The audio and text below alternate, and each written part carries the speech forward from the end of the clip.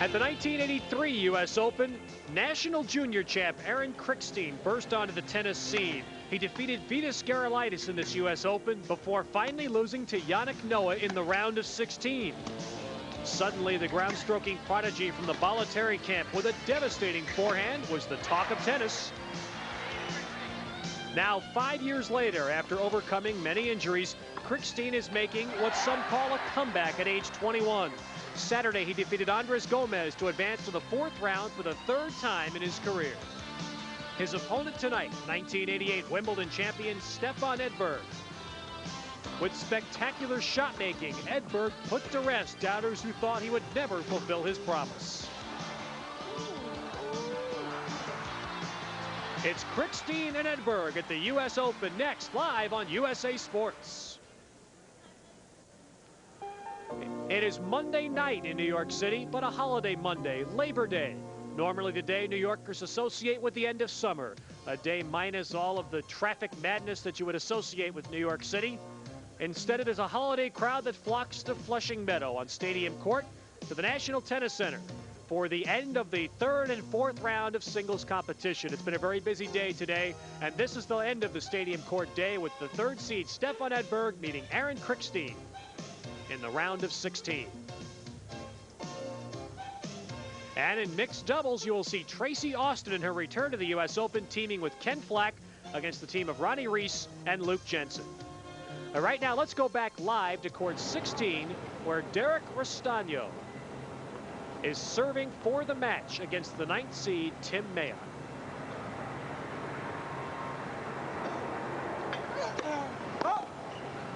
Both of these players, products of the American collegiate system, played both at Stanford University.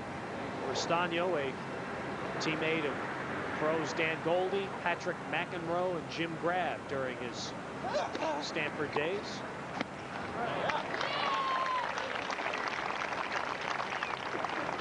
Something of a free spirit on the tour. Johnny has traveled and lived in his years in the Pro Tour in vans and buses. I found him a fascinating fellow last year when I got to know him quite well in Australia. He was down there playing well. And I think we all knew then that he had a great deal of talent. It's a question of putting it all together, and he's certainly doing that tonight.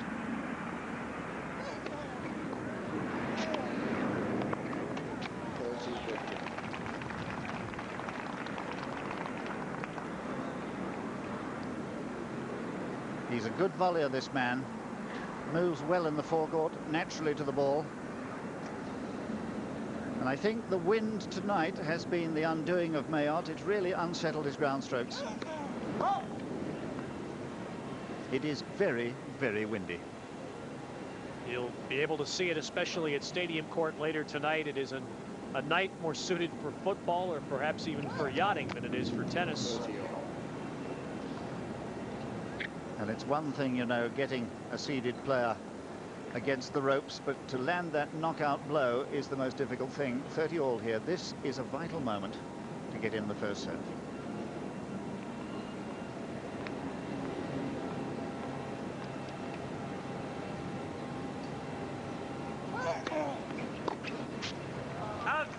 He does. A beautifully directed serve. The depth was important. It's taken Rostagno to match point.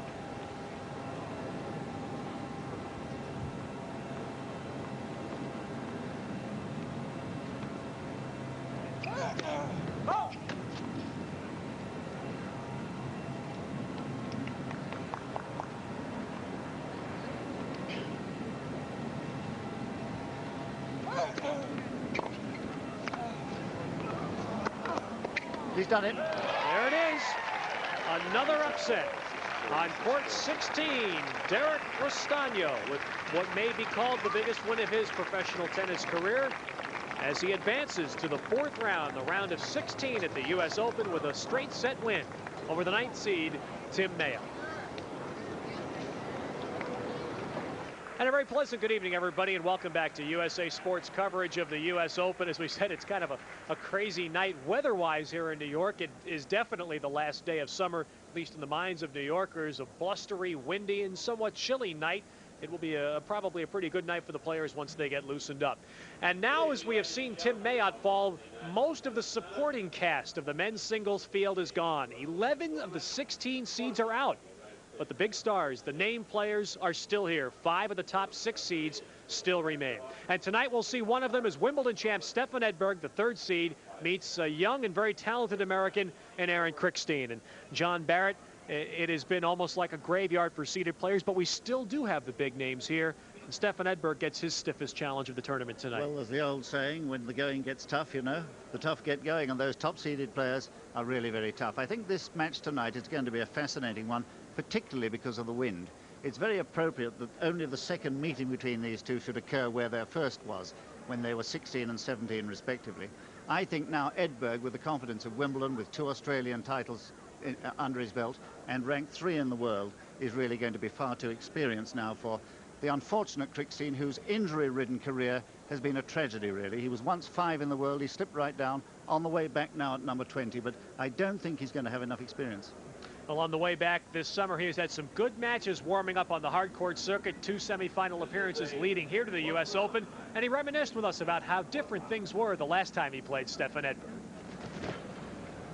Oh, we haven't played in 5 years. I beat him here the only time we played, 6 in the 5th. That was, you know, when he was 100 in the world, I was 500. He was the #1 junior, so, you know, obviously he's come a long way. He's a Wimbledon champ, and I'm just a has-been, as people call me. So, you know, we'll see what happens. You know, I'm playing pretty well. I have to play probably the best match I've ever played. I'll have to pick up my serve and play well. But I feel if I'm in the match, get to a 4th and 5th, I'll have a good chance. Well, of course, whether Krickstein can get the match to the 4th or 5th set with this blustery wind remains to be seen. It is interesting that last match, Aaron Krickstein was the national junior champ. Stefan Edberg won the U.S. Open Junior Championship that year in 1983, and they have never met since.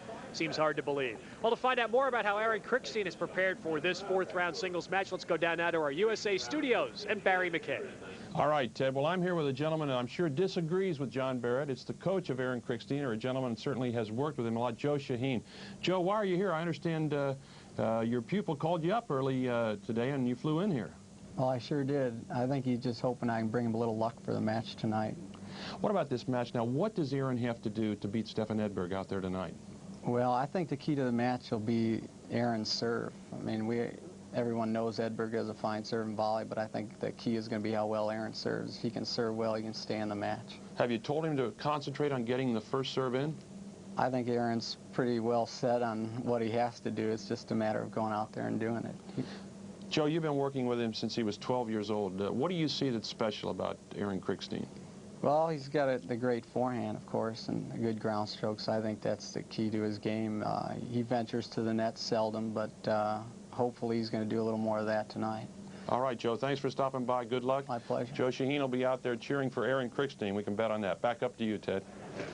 All right, Barry, thank you very much. So stay with us. Our tennis day is far from over. We have a very good 4th round men's singles match, maybe one of the most competitive you'll see today on Stadium Court, coming up with Stefan Edberg, the Wimbledon champ, meeting Aaron Krickstein. And after this match, Tracy Austin's return to the U.S. Open in mixed doubles. That's all coming up next on USA Sports.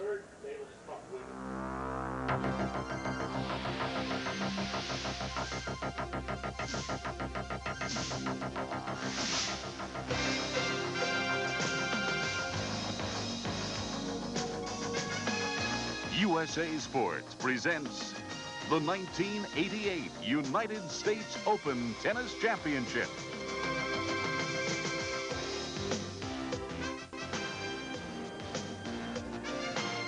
USA's coverage of the 1988 U.S. Open is brought to you by the Discover Card. It pays to discover, the card that pays you back. By AT&T.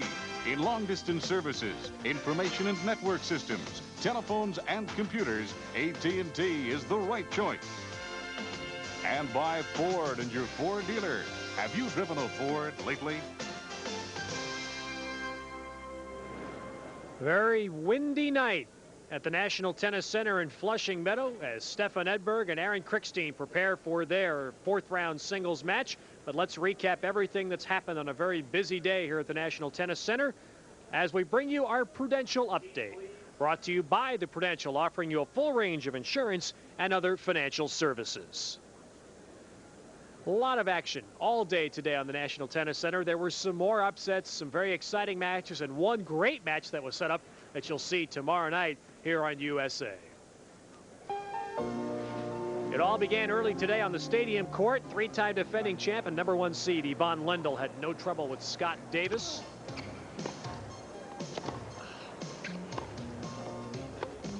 And Lendl wins easily to advance to the round of 16. 6-4, 6-3. Lendl's opponent there will be Jakob Lasik of Switzerland.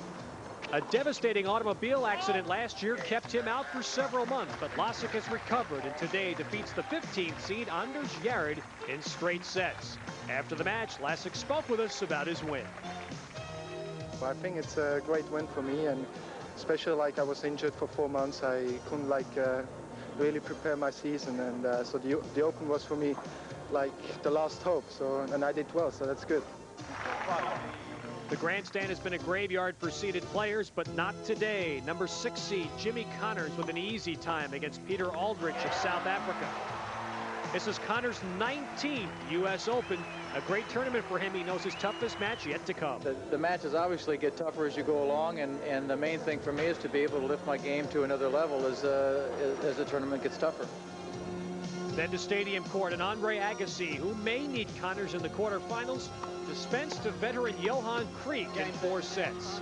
Connors and Agassi now just one match away from meeting in the quarterfinals.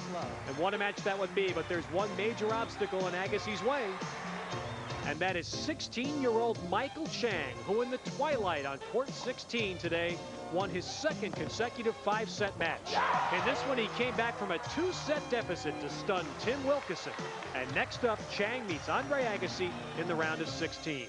Also, Mats Wilander, a straight-set winner over Mark Woodford. Wilander goes to the quarterfinals to meet Emilio Sanchez of Spain, a straight-set winner over John Frawley. Guillermo Perez Roldan, the 12th seed, knocked out by Jorge Lozano in a 3rd-round match. Lozano plays Connors next. And Darren Cahill advances to the quarterfinals with a win over Martin Lorando. Cahill meets the winner of the Edberg Krickstein match. And young Aussie Jason Stoltenberg knocked out in a 5-setter with Haiti's Ronald Agenor. Agenor meets Derek Restano next, who just upset the 9th seed Tim Mayotte. And John Barrett now, as we take a look at the men's draw, we said the supporting cast is gone. The big stars are there, but amazing that just 5 of the 16 seeds made it as far as the round of 16. But as you said earlier, it's the top seeds who are still there, the tough men. If we look at the draw now, there they are. Lendl 1, Agassi 4, and Jimmy Connors 6. Lendl's looking particularly good against Scott Davis today, though Lasik also in knocking out Jared. I think he's going to give him plenty of work to do, but that won't worry Lendl. He'll want a good workout there. Then the 2 unseeded men, Rostano and Agenor, with a chance for a 1st place in the quarterfinal at the US Open. Agassi and Chang. Now there is a fascinating battle, not just for this tournament, but for the whole future of American tennis. And then Lozano, the Mexican Davis Cup man, I think will give Jimmy Connors all he wants. The way he played today against Perez Roldan was really quite beautiful. And those are the 3 men already through to the quarterfinals today. And incidentally, those matches in the top half should have been played yesterday, so all those men will play again tomorrow. Krickstein against Edberg we shall see in a minute, and Cahill eager to see who comes through.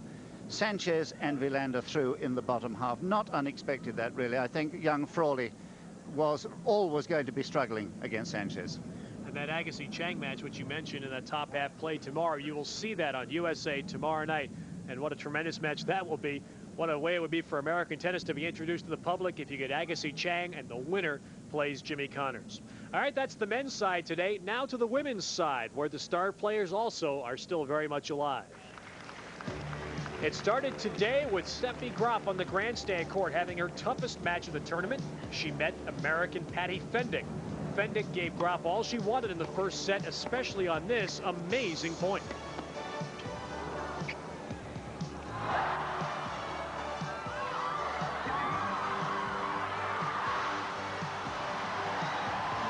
Fendick enjoyed her moment in the spotlight, while Graf's father Peter was quite concerned.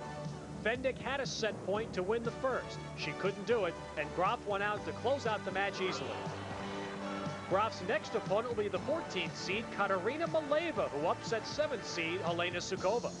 Meanwhile, in the stadium, number 2 seed Martina Navratilova was on her game against Elna Reinach of South Africa.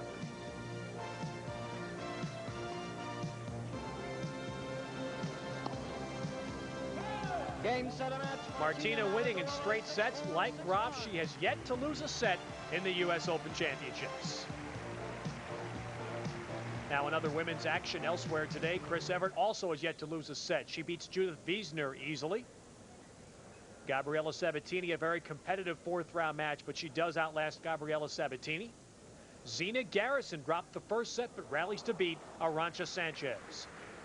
Katerina Maleva, the upset over Helena Sukova. And Larissa Savchenko of the Soviet Union to the quarters, beating American Terry Phelps. And finally, Manuela Maleva, in a battle of seeds, outlasts Barbara Potter. Well, Ann, as we turn now to look to the women's field, not nearly the attrition the men's field has had. A lot of seeds still alive. And Steffi Graf gets an interesting opponent in the quarterfinals, a young girl who has never won a set. In fact, she's never won more than 4 games in a set against Steffi Graf. And I don't think she has the game to challenge Steffi either. She's a baseliner. She doesn't play that sort of aggressive serve and volley like Patty Findek today did and gave Graf a lot of trouble. Katerina Maleva beating Sukova in a good win, but I just don't think she's going to have the equipment to take on Graf. Evert beating Wiesner. Wiesner's a good player. I look to see a lot from her later on this year. Barbara Potter suffering to Manuela Maleva. Maleva has beaten Evert twice, but I don't think that she can actually beat Chris here in the U.S. Open. Sabatini's surviving a tough match against Stephanie Rahe in straight sets. I see her giving Savchenko all she can handle. I mean, Ted, nobody plays like Sabatini with all that topspin. She is a tough one to beat. Zina Garrison playing well today to beat Arantxa Sanchez in 3 sets. Zina Garrison has lost 21 times to Martina. She's going to need a lot of rest tomorrow to prepare for that match on Wednesday. All right, it has to be nice, and for Zina Garrison to still be alive. Last year, she had such a tough time. She was out early. Her good friend Laurie McNeil made it to the semis. This year, Zina will have her chance against Martina, and all 8 women in the quarterfinals are seeded players. This match going on between Erin Krickstein and Stefan Edberg next on USA. Back on Stadium Court, Stefan Edberg at the top of your screen facing Erin Krickstein. We are on serve in the first set.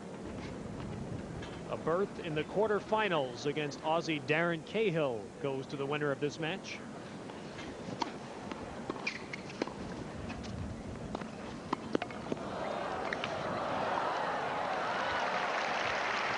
And Krickstein, whose foot speed is slightly suspect, managed to run those balls down, but Edberg put the last volley away. As we look at the Wimbledon champ, just 22 years of age and already 3 Grand Slam championships. He and his friend Mats Wilander have alternated between the 2 and 3 spots on the computer all year.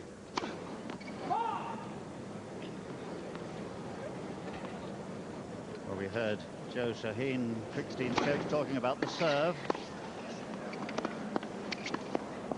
Game, Edberg. And the beautiful volley by Edberg, owning the net. He leads 2 games to 1, first set. Our singles match underway on serve here in the first set, live at the Monday night session of the U.S. Open. But right now, let's go down to the USA studio and meet the man who just upset Tim Mayotte with Barry McKay. All right, Derek, great win out there. What was the key to that win over Tim Mayotte? I think I played a pretty solid match. I mean, more than anything, I concentrated well, and I had a lot of returns in, a lot of first serves in, and just didn't miss too many. I think that was pretty much the key. You now play Agenor, and if you win that, and if Lendl wins, you'd play Yvonne Lendl. Just look ahead for a moment. Have you ever played Lendl? No, I never have, and I look forward to. I hope he's in for a surprise. Tomorrow it's against Agenor. We're going to have that match. Any thoughts about this youngster? I don't know. I've never played him before either. I know he's a baseliner, and I just hope I don't make too many errors and you know, play my game well. I'm pretty confident I'll come out ahead. Derek, well done. Thanks for stopping by. Thank you. All right, back up to you, Ted. Very, very happy young man Derek Restagno with the upset of Tim Mayotte. Here, Erin Krickstein serving at 30 love on serve first set. And despite all of the wind, Krickstein just scored with a nice lob.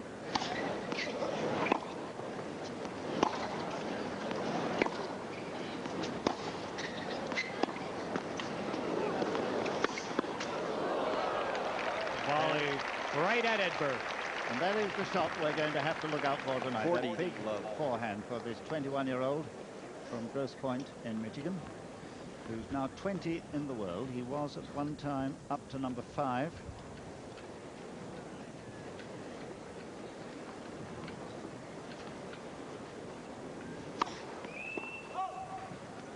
And on a windy day like this, you have to allow a little more margin for error.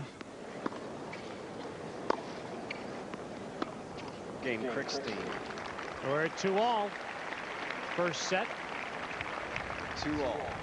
John, the lob is so much a part of Krickstein's attacking of a serving volleyer like Edberg. Talk about the problems the wind poses there. It poses awful problems on a night like this, but it also poses problems for the man making the lob, because it's very difficult to control it in a circular stadium like this where the wind swirls.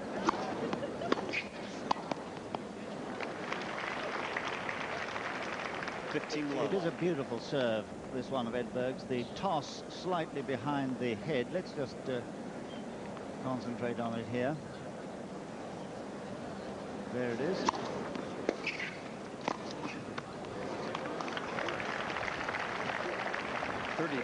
He kicks the ball so well on the second serve, and I think we're going to see him using the kick serve quite a lot as a first serve tonight, because the returning is going to be so difficult. 40 love.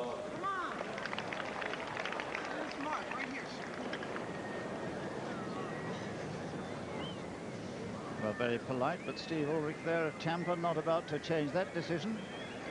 Let's have a look at the toss here. Here it is behind, Wide, please. over his shoulder there, so he has to bend his back, arch his back more than usual. He's in the air and he strikes the ball.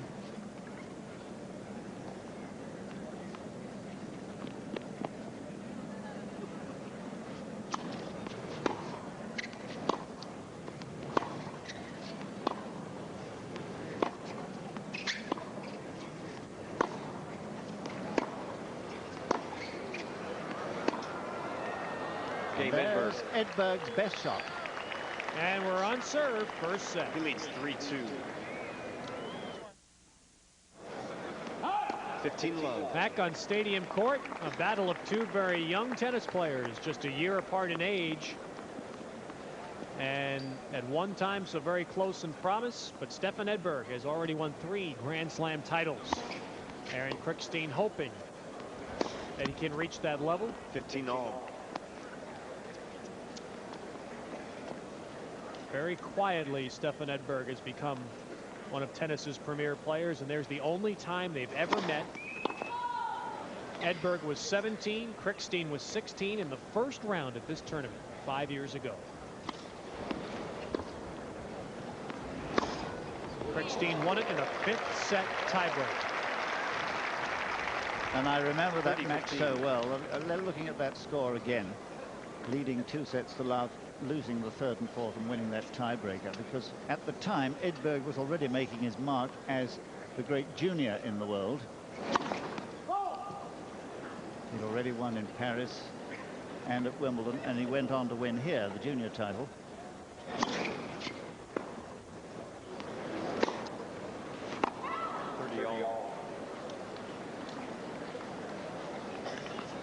And they're both finding it so difficult to return the serve to the sort of length they want.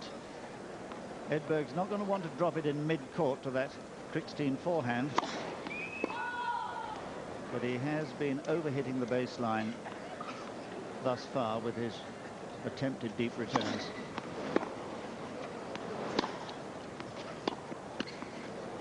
(40-30).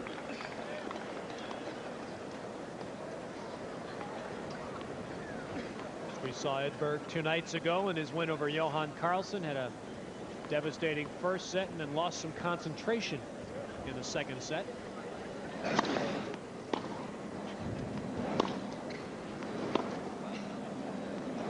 Game Krickstein. Krickstein holds, and we're at 3-all in the first set. So here is the service action of Krickstein. Very good knee bend. He gets up well with the weight all being transferred into that throwing action of the racket head. Beautifully balanced.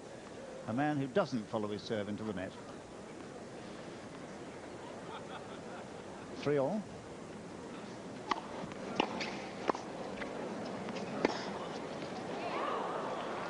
15 love. Edberg showing us at Wimbledon what a fine volleyer he is.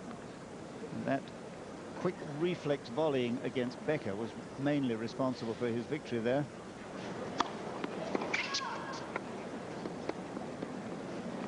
Though he also returned the serve so well that day, standing well back to do it.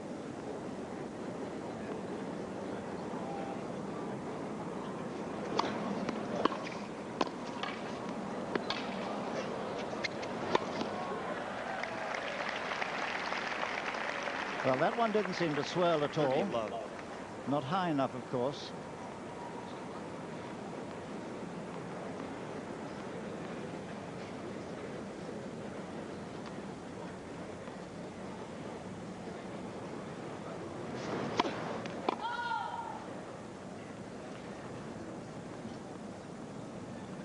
He'd won at Rotterdam before winning his Wimbledon title this year, Edberg.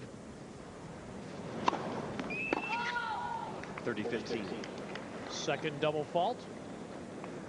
And it's 30-15.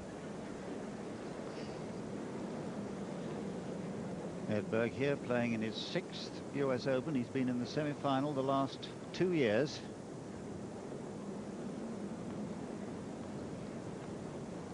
And a marvelous semi-final here last year with Wielander.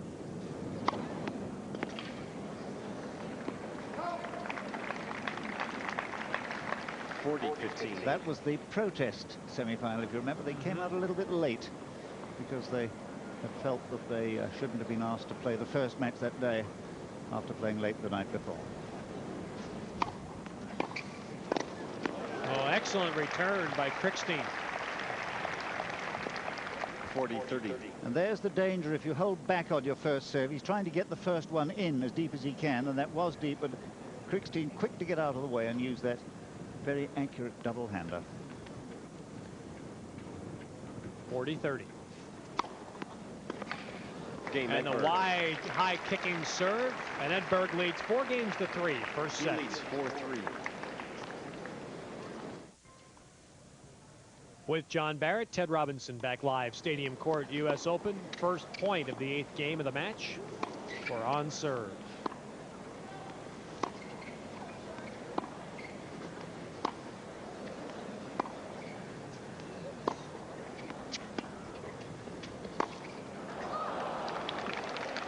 The first baseline rally of the match. 15. And Edberg wins the point. Well, Edberg had been making errors when he was trying to hit on his backhand side. He decided in that rally just to keep the ball in play, wait for the short ball, and threaten from the net, and it worked.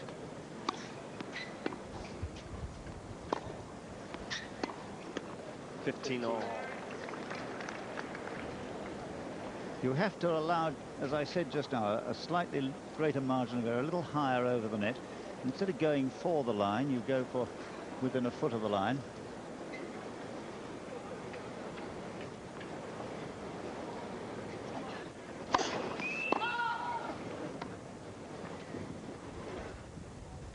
Youngest man ever to win that tournament. After doing so well here that year, he turned professional. 30-15. Krickstein is very sensitive about the terminology of a comeback. He hasn't won a tournament since Tel Aviv in '84, so it's been 4 years. But well, when he won that first one, he was just 16 years, 2 months and 13 days old. And I think the sudden fame was something he found it difficult to live with.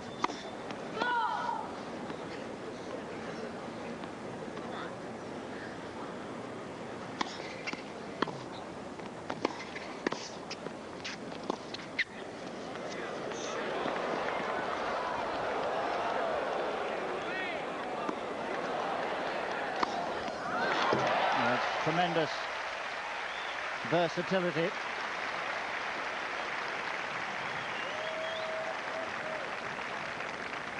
Well, that was a very good lob, because it's not easy to control the depth so well. This is going to be a relatively easy one. Edberg really should have decided to go one way or the other and hoped he was right. He stood still.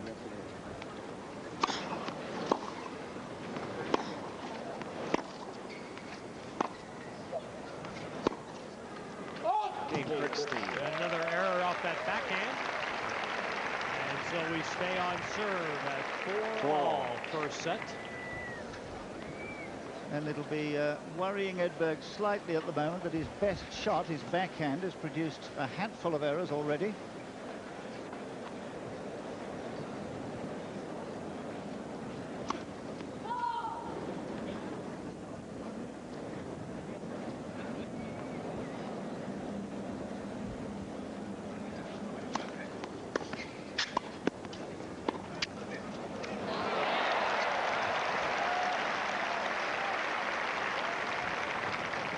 Well, he couldn't get hold of that first volley, and that was what made this an easy lob for Krickstein. Good choice of shot, though.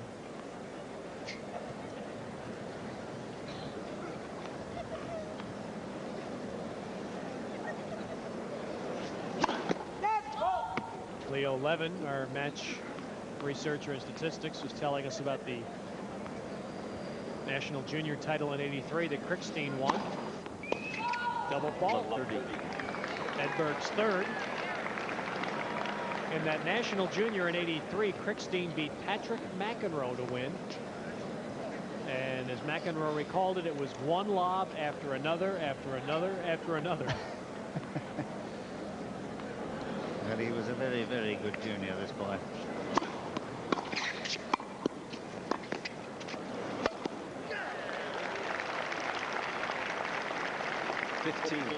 You know, in fact, the year before that, Ted, he'd won the US 16s at Kalamazoo, age 15. Then he won when he was 16 the 18s, and that's how he got into the tournament on a wild card. And did he make the most of it? Edberg, Gerolaitis, and then somebody else, Purcell, I think, then he lost to Nah. 30-all.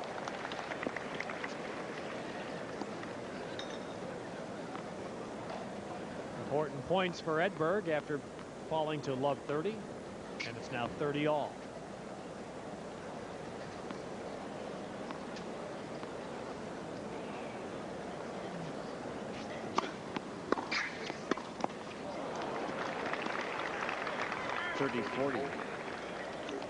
Yes, those are the sort of shots that are so difficult to play in these conditions. The dipping returns of serve. The ball suddenly seems to change its position as you go to play the ball. Great point for Krickstein.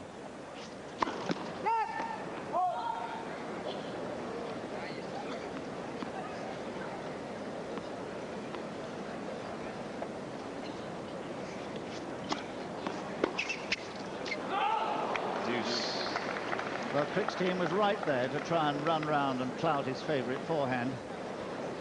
I'm sure on a calmer day he might have made it. If you see him now, he already starts to move out of the way, but the serve is at least deep.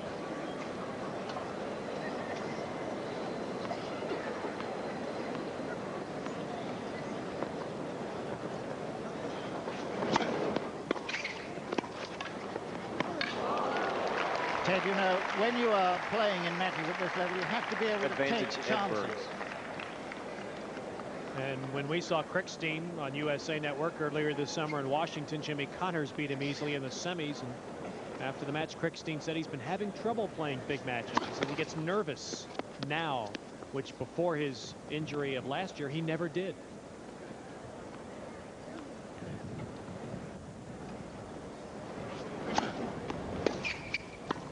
I'll play Well, Edberg saves the break point. We stay on serve. More tennis after these local words. 5-4.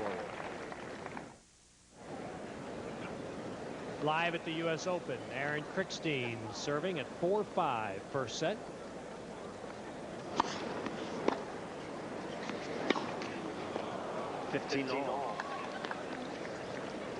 Well, a little bit impetuous there. He rushed it.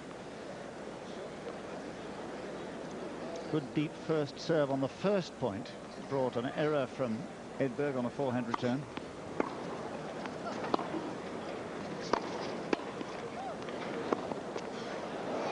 Oh, a bit of his own medicine as he took the net. 15-30. Well, this is great shot selection here. The volley is not at all bad, but it does give Edberg time to decide whether to make the pass or the lob, and he chose the right one.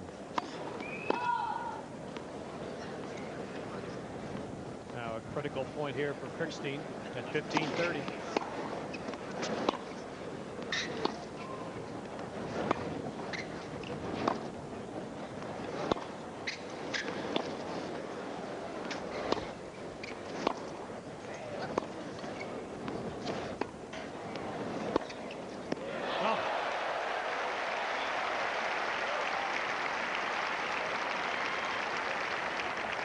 Well, Krickstein did well to get out of this rally because he had to fend off a shot that dropped very low, and when Edberg came in, the depth wasn't good enough. It made the pass easy. Looking at it from Krickstein's point of view, that is where one had to be saved. He had to dig up another in front of him and then produce that beautiful pass on the two-hander.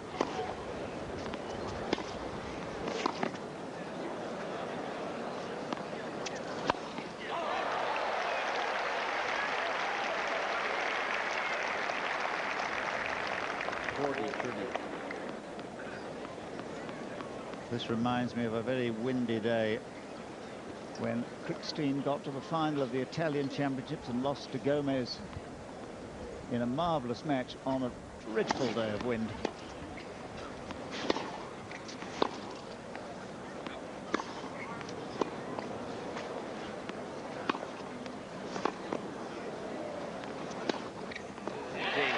Krickstein attacking a bit on the point, and he holds serve for 5-all in the first set.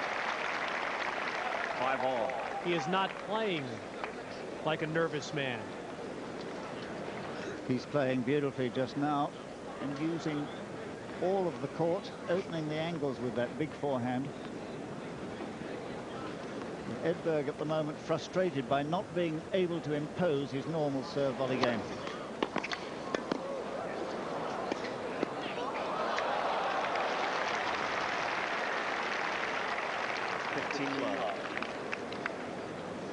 Well, this is a beautiful point for Edberg.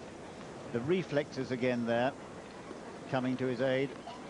He has to make a decision here. Which way is the ball likely to come? And he makes it and guesses right.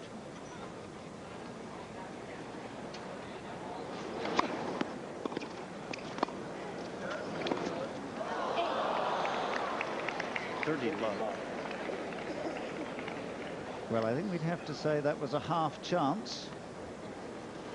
Points won on approaches to the net. Edberg, not surprisingly, has been in far more often.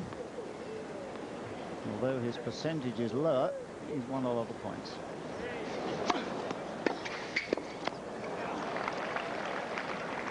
(30-15).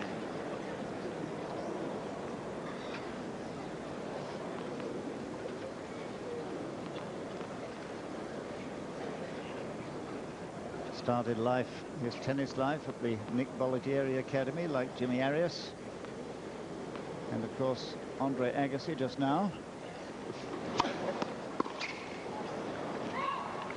Something else that Krickstein is a little sensitive about is hearing the constant thoughts that Agassi won't make the same mistakes in his training that he, Krickstein, and Arias made. Meaning that Agassi will develop a more all-around game than Krickstein did. And Aaron doesn't particularly like to hear that.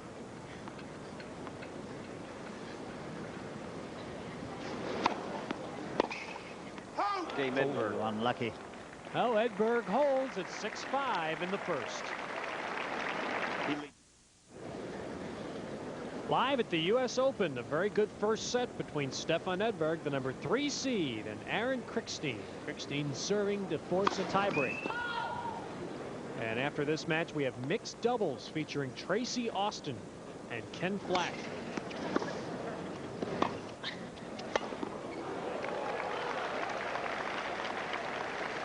(15-all).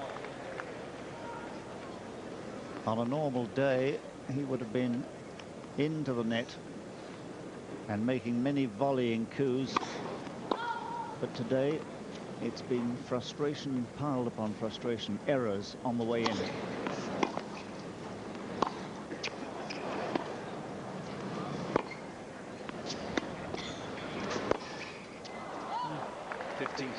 Well, there was a good deep approach at last. So the biggest point of the set for both of them here.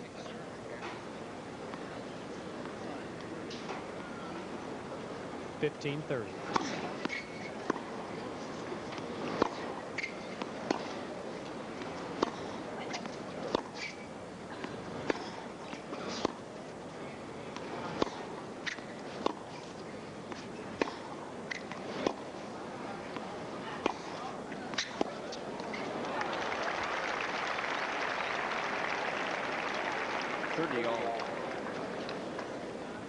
Well played, Krickstein. Edberg had decided there he wanted to go to the net, but it wasn't a very easy one to attempt an approach on. 30 all.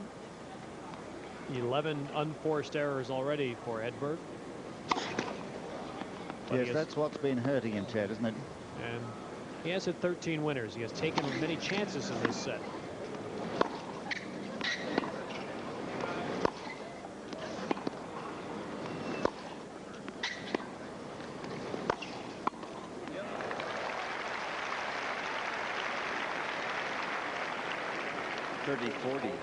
And that's exactly what he wants to do, more than he's been able to do, but it has produced a set point.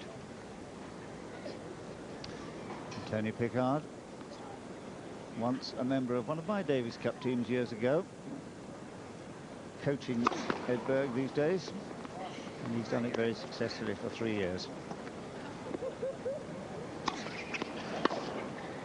Game in Edberg 7-5. Stepped up to smack a winning point. Please keep your seats for serve, one more game. And Edberg Not a wins changeover. the first set, 7-5, and by breaking serve will start on his serve in the second set. And here's Steve Ulrich of Tampa, Florida, umpire for today. 15 low. I must say, we're going to have to ask for a few overcoats ourselves, Ted. It's a bit chilly. Not many Labor Days in New York have ever been this chilly or windy.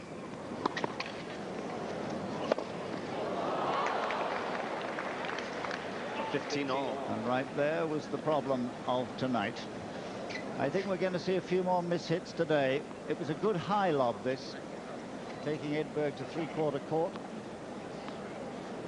And he had to readjust with his wrist as the ball fell and change direction.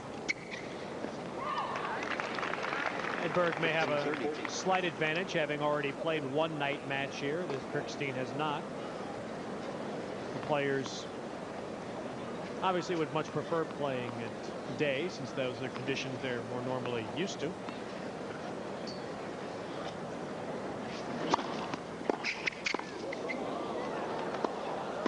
Oh, that's great anticipation. 30 all. Well, it's a beautiful half volley here that he has to pick up. And I think Krickstein could have found a better angle than that, in fact. He often does with that two-hander, make it dip more acutely.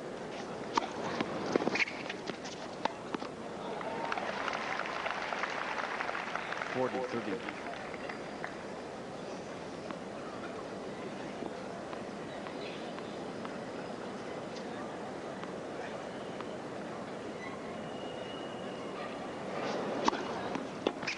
Game Edberg. And Edberg wins the first set and holds to start the second. Game, second set. Stadium Court, U.S. Open. Stefan Edberg with a key series of games, has the first set in hand, and a hold to start the second set, with Krickstein serving at 15 love.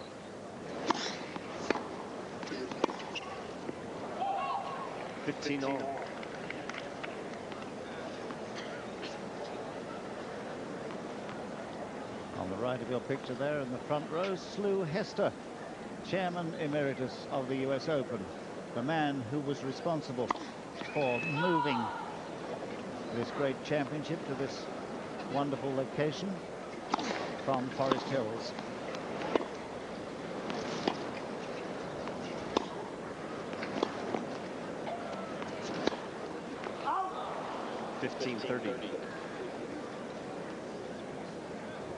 And there's a place down below, Ted, in the complex of indoor courts that are turned into restaurants and other things for the championship, called Sluice Place.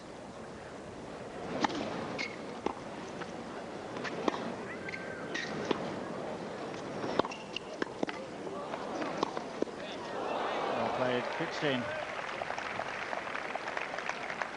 30 all. Edberg having to hurry rather more than he wanted to here.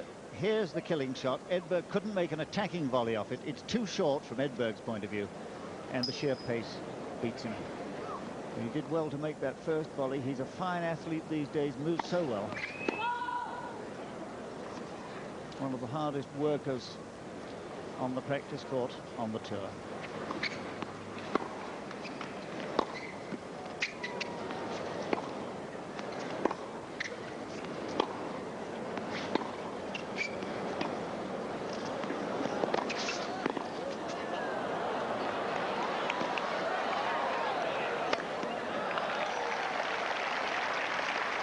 What a wonderful change in backhands. He hit one firm one to Edberg and one drop. Well, I think here we see one of the weaknesses of Krickstein. He's relatively speaking rather slow about the court, and he didn't get there quickly enough to make an attempt at a lob that was decent. So a break point.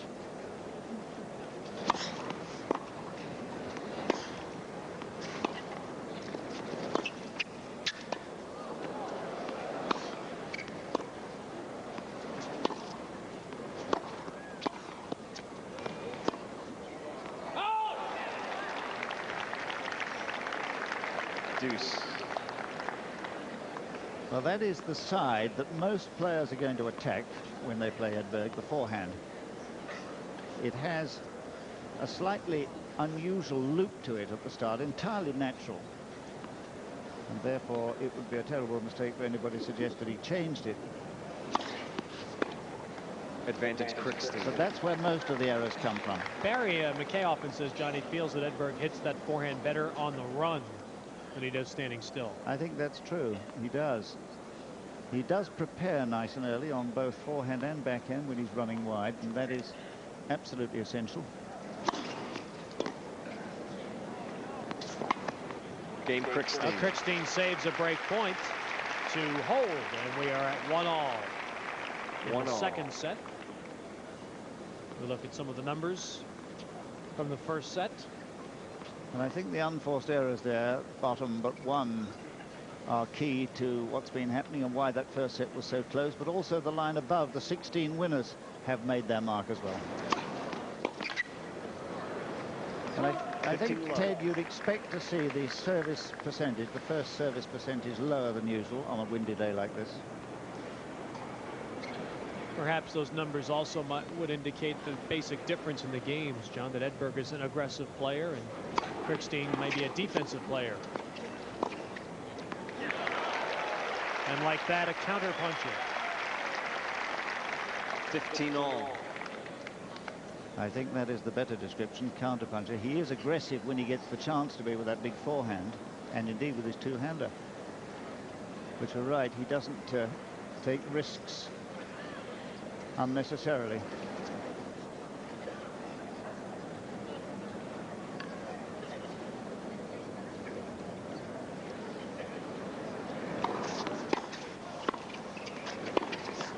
$30-15.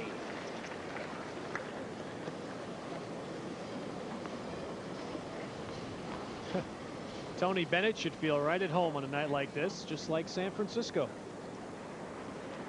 With the wind. Have to get him to sing to Barry. Comes from those parts, of course.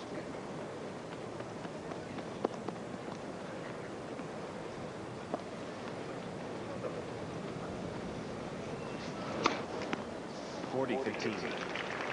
Second ace for Edberg, and it's 40-15.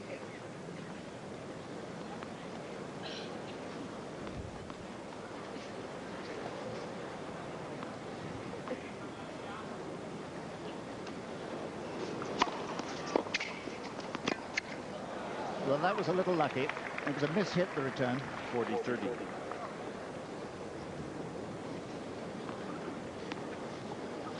For the second straight year here, Edberg has a chance to reach the semifinals without having played a seeded player. He did it last year, could do it again this year. Game Edberg. And he closes with his third ace. We're on serve, second set. He leads 2.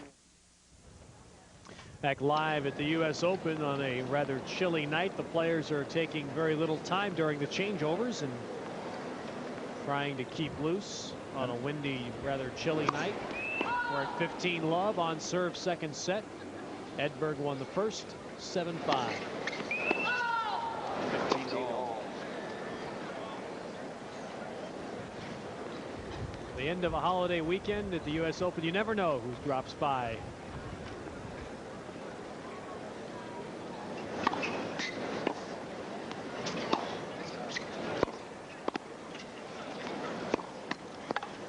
Oh. 30-15. And the difficult thing when you're playing on a day like this is to contain your frustration, because you're telling the ball to do something and it does something quite different because the wind snatches it out of its normal path. Like that. 40-15. I mean, there was the typical sort of frustrating mishit that wind produces.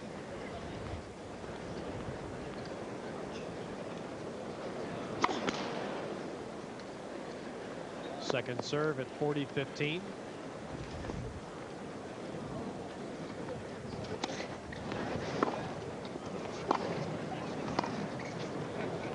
Game Krickstein. And we're at 2-all now in the second set. Aaron Krickstein 2-all. playing well. Some called his last victory over Andres Gomez an upset, John. I'm not certain that was really accurate.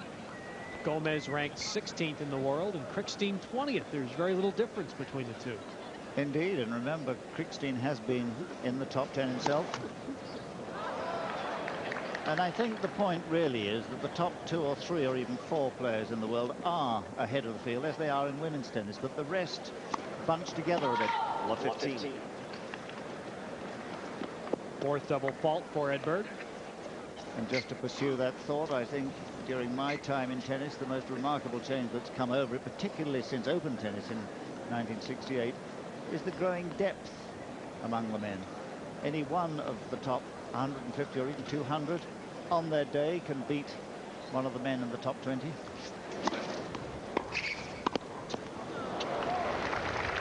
I've heard that from other players as well, John, that the ladders, the steps get much more difficult to climb once you get into single digits. You know, up to about 10, you can get there, but to get above that is so very difficult.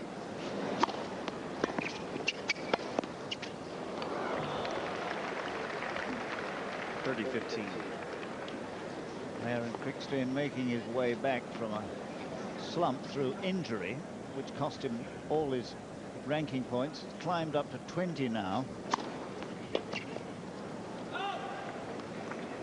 40-15. And his opponent today, Stefan Edberg, certainly in contention for that top spot. Ranked 3 at the moment, and he's won 2 titles this year, Rotterdam and Wimbledon. Game Edberg. Nicely done by Edberg. More tennis after these words from your local cable system.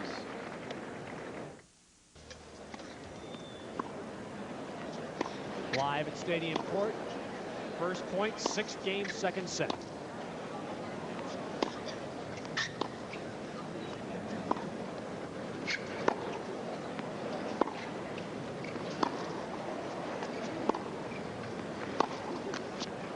Love.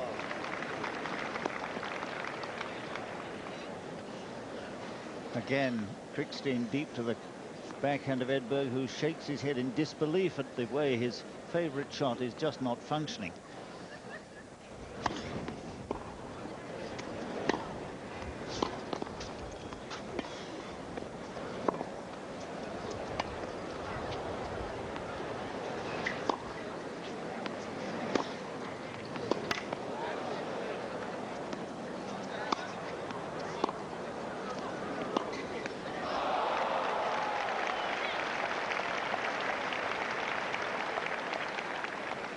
All.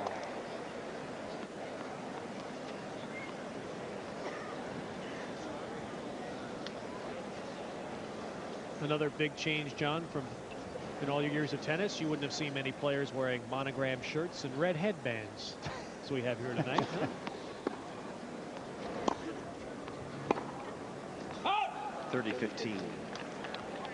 Or for that matter, denim shorts. Yeah. All right, what do you think when Agassi goes to Wimbledon? Do you think that those will play on center court? I don't think we'll see them on center court, Ted. Or any other court there.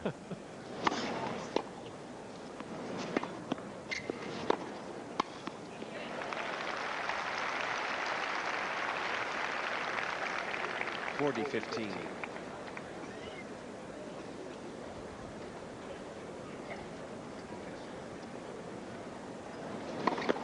Just one service break in this match, and that gave Edberg the first set.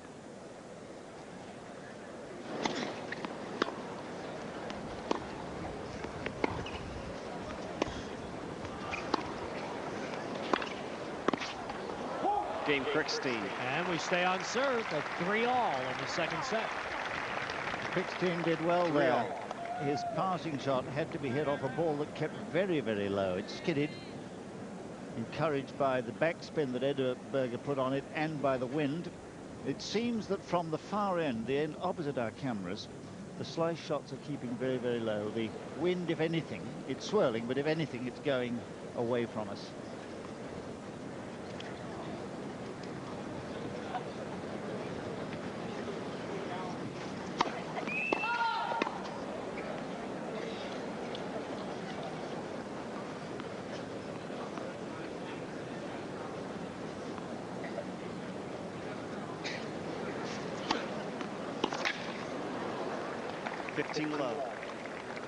Another thing that windy conditions demand is physical strength, because you're having to adjust a lot. It's more tiring playing in the wind.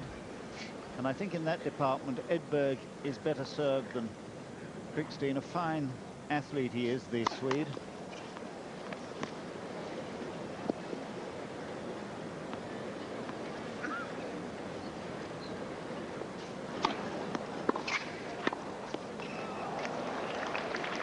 At the end of 87, John McEnroe said about Edberg, he said, we don't really know about him yet. We don't know how deep his heart is and how willing he is to reach down when it really counts in a huge match. We found out, yes. We found out all right this year. And the big one was not the Wimbledon semi-final against Matthias, but the, as it were, dress rehearsal for that epic one when he played the same man in the Davis Cup tie just before Wimbledon. Semi-finalist here last year, of course. Wilander, his conqueror. And it could happen again this year. The only two seeds left in their half of the bracket. Game Edberg. And Edberg holds. We stay on serve, second set. He leads 4. Stefan Edberg up a set. We're on serve in the second set. Up next will be a mixed doubles match featuring Ken Flack and Tracy Austin. Right now, Ken Flack is with our Steve Alvarez in the Players Lounge. Thank you very much, Ted. With interest, we're here watching Aaron Krickstein, and you know him quite well. A lot of people, I think, are surprised he's doing so well tonight against Stefan Edberg, but you say he's playing great. Yeah, Aaron's been hitting the ball real well. You know, he's a guy that plays a lot. You know, he loves to practice. So if he's grooved, I mean, he's playing well. I mean, he beat Gomez in straight sets. He had a good week last week, got to the semis in Cincinnati. So he's playing with a lot of confidence right now. You seem to be grooved when it comes to doubles. You have been so successful in doubles, both in men's doubles and mixed doubles. What is the secret for a lot of people, club players who play doubles? What's the secret to a good doubles combination? A lot of luck, I think, is the main thing. Doubles is a game, I guess, of, you know, get to the net, you know, be aggressive, take the net away from your opponents. And fortunately, you know, Rob and I both have pretty good reflexes, so we have quick hands. We tend to win more of the quick exchanges at net, which are usually important. I mean, doubles at this level comes down to just a couple points. You know, if you get your break point and they don't get theirs, then you win.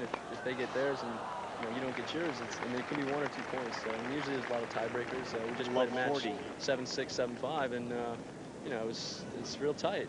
Big servers, so you just got to hang in there. There's a lot of mental toughness, you know, at crucial stages if you can come up with the key shots. So that's why I have all these gray hairs, you know. You guys are giving signals out there to each other, aren't you? Yeah, there's, you know, every little thing helps. You know, we try to communicate a lot. it's kind of like a pitcher and a catcher, you know, a battery setup. Game you want to Edberg, know where ball that change. serve's going so that you can anticipate the return better. You know, if Robbie served wide and I was thinking he was going middle, they could burn me down my line. So those are things you like to know, you know. So we try to communicate as much as possible out there. Let me ask you about playing with Tracy Austin. She's getting a lot of attention out here. Have you noticed any nerves from her first trip back to the U.S. Open? Well, you know, I probably would have in our first match, but we got a walkover, so I can't say. You know, Tracy's she's pretty level-headed. She's used to pressure, you know, so she hasn't had it for a while, but she's a pretty strong-willed girl, and you know, I have the utmost confidence that she'll play well tonight. You know. Mixed doubles, a lot of fun.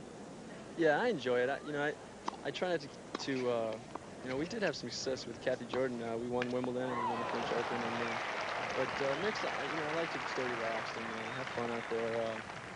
You know, I think tonight it should be a fun match, and I'm looking forward to playing with Tracy. I like Tracy. We're good friends. So. All right, Ken, thanks a lot. Best of luck to you. Sorry about your St. Louis Cardinals. They're taking a dive this year, but maybe better luck tonight with Tracy. Back to you, Ted. Well, that double fault by Krickstein. One critical error, John. He made only one error in the first set. It cost him the set, and that may cost him the second.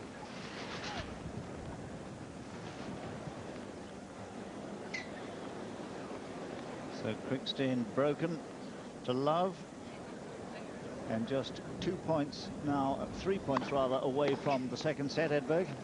30-15. And now 2.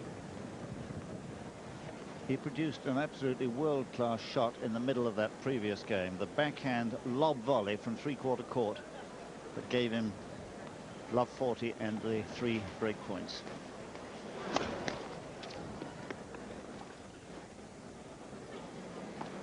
And I think that's been the difference. Every now and again we've seen this man produce a really world-class shot.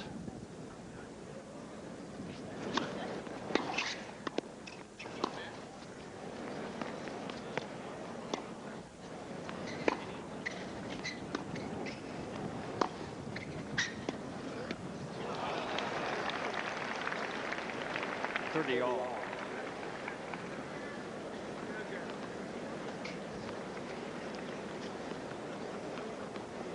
Serving for a 2-0 lead in this fourth round of 16 match. Quarterfinal opponent for the winner is Darren Cahill of Australia.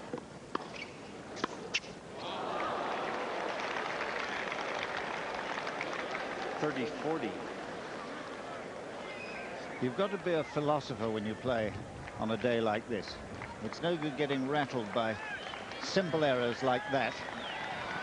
You've just got to understand that it is going to happen. Well, now let's see how Krickstein sets about this break point.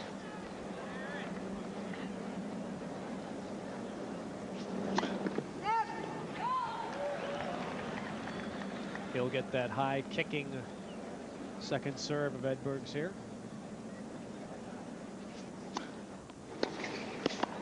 Oh, he hit an excellent return.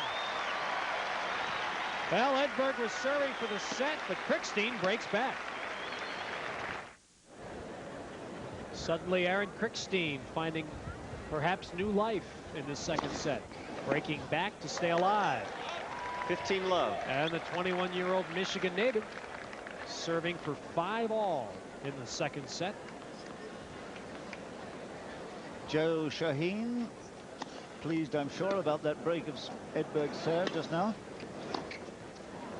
He's, of course, Krickstein's coach, who we met earlier through Barry McKay.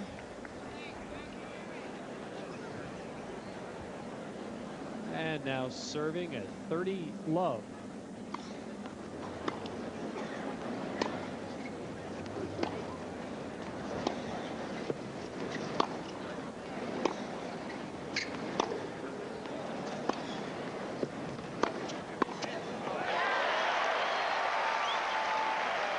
A rare shot at net. Krickstein put it away. 40 love. Beautifully deep approach this, with the wind slightly, and a lovely crisp volley too. Just using his opponent's pace and locking the wrist.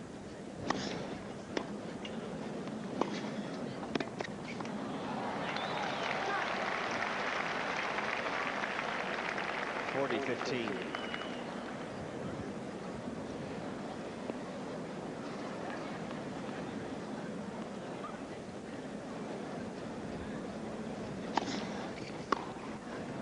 Game Krickstein. Well, the New Yorkers cheer for the American, 21-year-old Aaron Krickstein, who was at the same place he was in the first set, 5-all. Edberg closed out the first set, 7-5, and now serves at 5-all.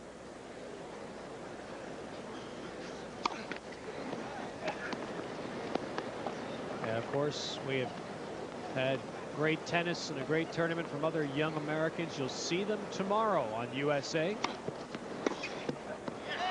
Oh, the nice winner by Krickstein. Love 15. Michael Chang with another stirring win today. Will play Andre Agassi in a round of 16 match live tomorrow night, 7:30 Eastern on USA.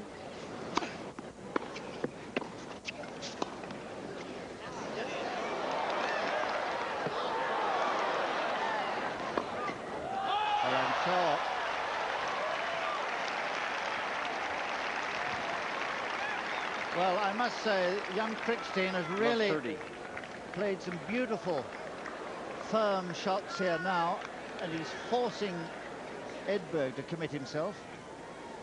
He's chosen the moments to go in very judiciously.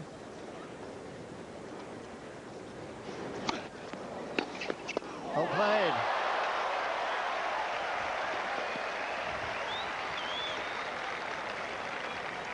Love 40. And now 3 break points for Krickstein. And he's certainly shaken Edberg's confidence at the moment.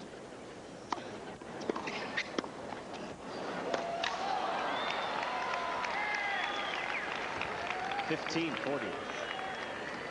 I think if he was as quick as young Chang, I mean, he would have got that, wouldn't he? Michael Chang, one of the fastest men about the court that I've seen. He'll be playing Agassi tomorrow on USA Sports. Still break tight.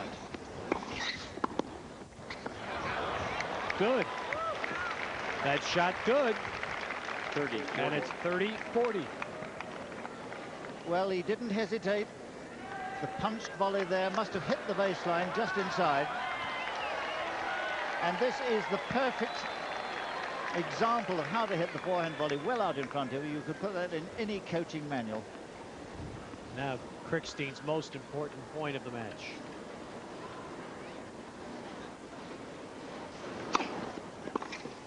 And he did it! He uncorked the backhand winner and will serve for the set when we return. Live on Stadium Court, Aaron Krickstein serves to even the match with Stefan Edberg.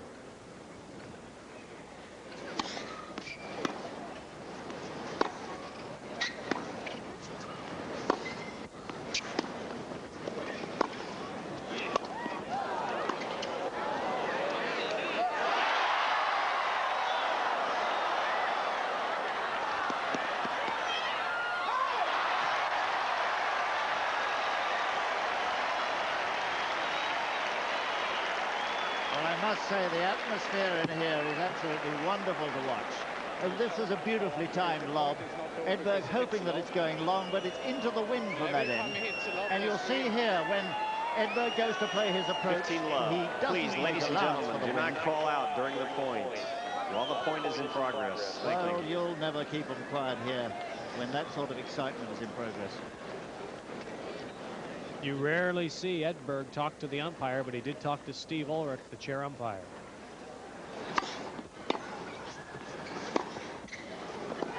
(15-all).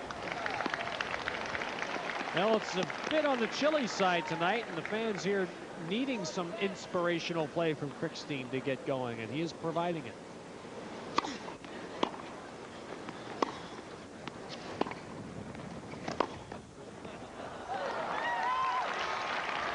Now it's 15-30. And there was the world-class shot that we were talking about that is produced every so often. I'm not surprised they're wearing headscarves and well wrapped up tonight. It's sweater night here in New York.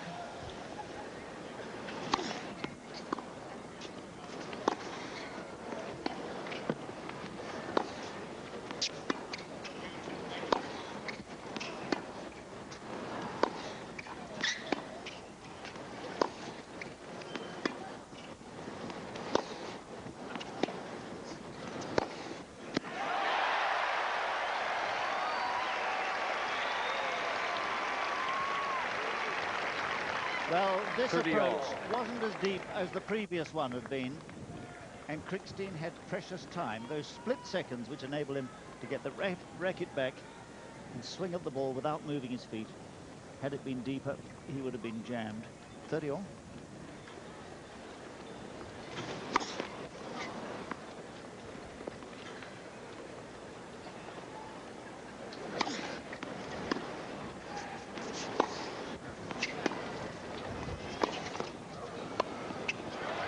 To watch that, my goodness.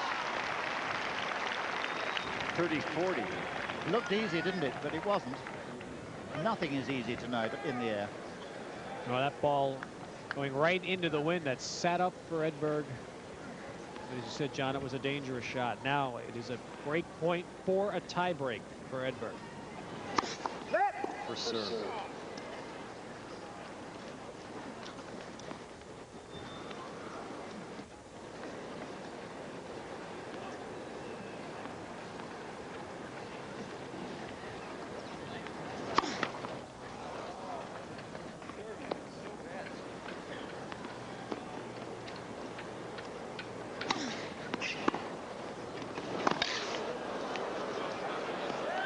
No, the wind could not hold that.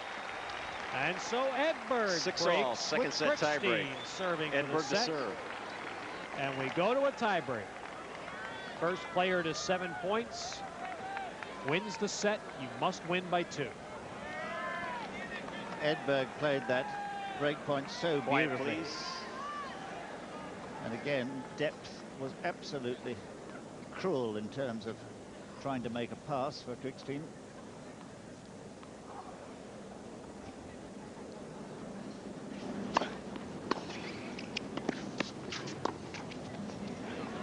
Oh, it's in. 1-0, Krickstein. Well, we thought that the lob would be crucial even without a wind, but it's even more so tonight. The first mini break to Krickstein.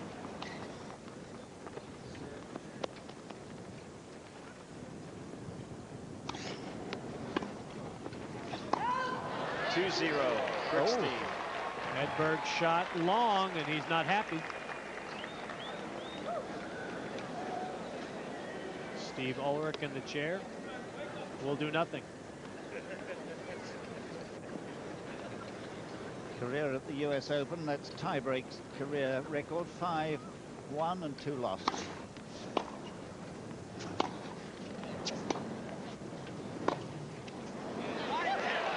Yes, it's good.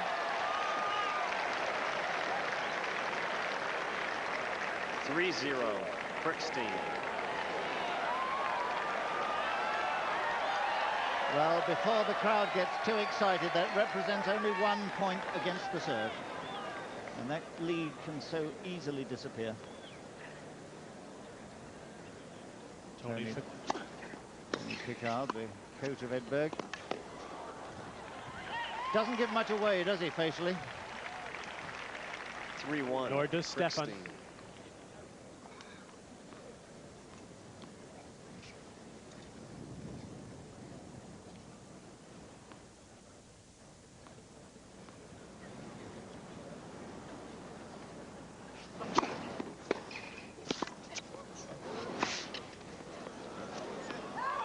Out. 3-2, Krickstein.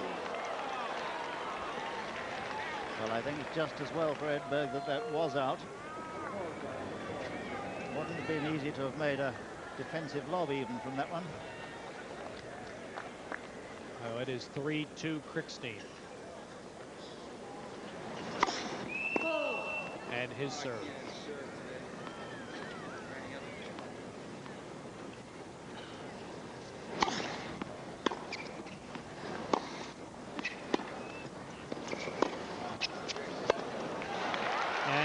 gets the point on serve back.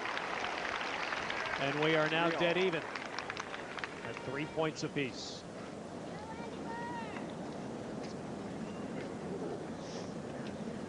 A lot of activity today at the National Tennis Center. All around the ground, some of the most stirring matches took place out on court 16, including Michael Chang's win over Tim Wilkison. We will update you on all of today's scores when the opportunity presents itself. 3 apiece in the tiebreak.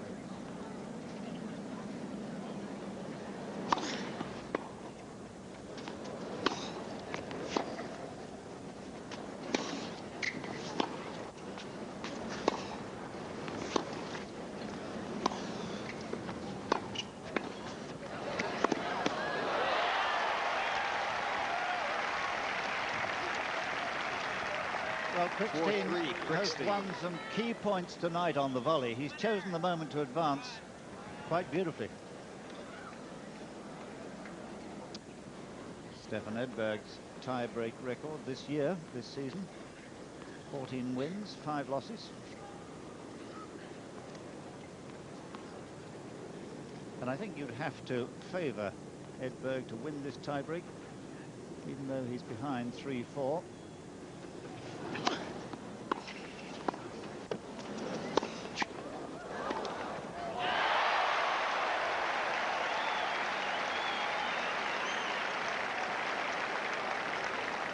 Well, here is a killing blow from Krickstein. It was the pace of that first shot made the volley so difficult.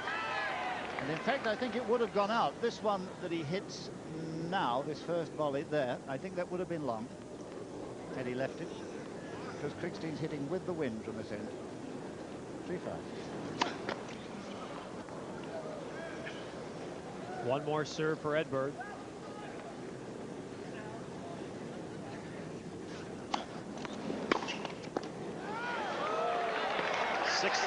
Krickstein.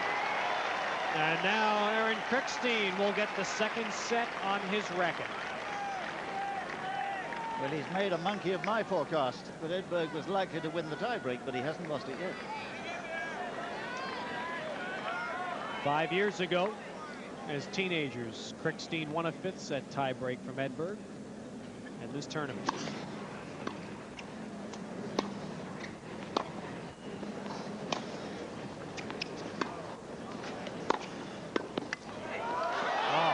Marvelous volley by Edberg. 6-4, Krickstein. It was a fine volley, this. It really was. He had to lunge. He had to lunge so wide to his left. And that's where he's so good, pushing off early. And well balanced. He was ready for the next one had it come back. Still set point.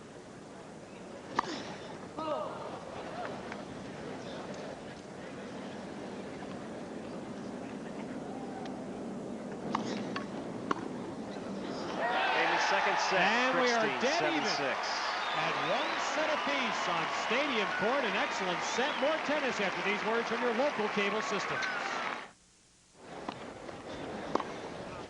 Stadium Court, 1 set apiece. Edberg and Krickstein.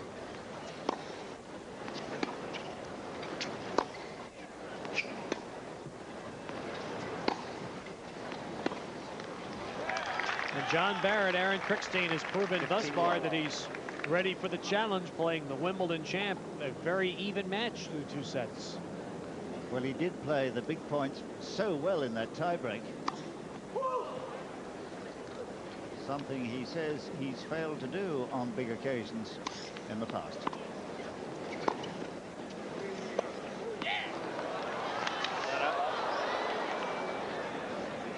That was the first set that Edberg has dropped at this Open after 10 consecutive set wins. Other scores today in action at the U.S. Open.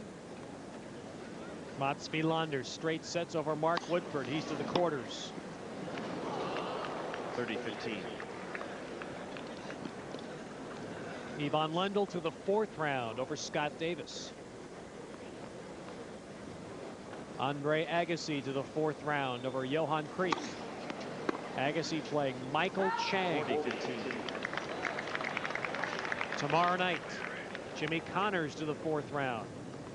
We'll see Jimmy Connors and Jorge Lozano tomorrow, and Derek Restano upsetting Tim Mayock. Restano, a young American, collegiate product.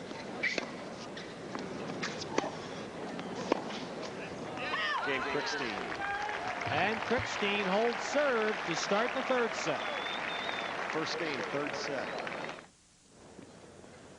Along with John Barrett, Ted Robinson Stadium Court, Aaron Krickstein has won 5 of the last 6 games to tie this match at a set apiece.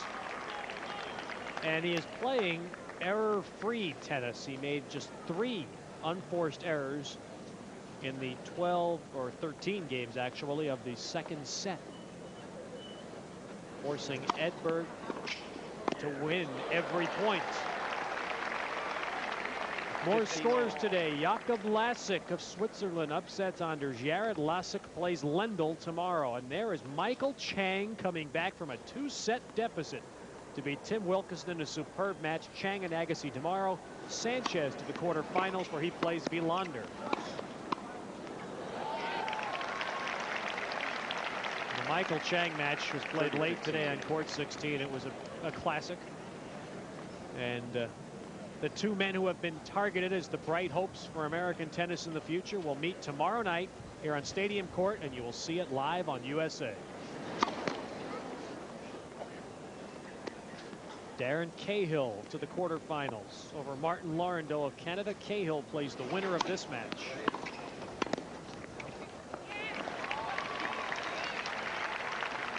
And the 12th seed, Guillermo Perez Roldan of Argentina, eliminated by Jorge Lozano. Normally a double specialist, Lozano plays Jimmy Connors in the 4th round tomorrow. And Ronald Agenor of Haiti is to the 4th round.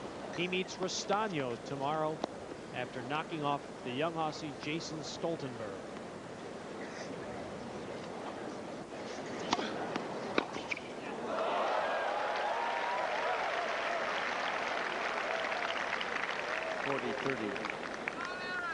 Well, he's been surprised several times tonight, Edberg, by the power and quality of those returns of serve, which of course is the best department of Krickstein's game.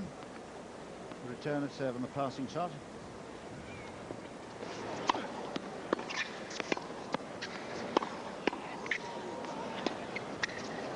Oh. And the lob has been effective as well, despite the windy night, and we're at deuce. Or even because of the windy night.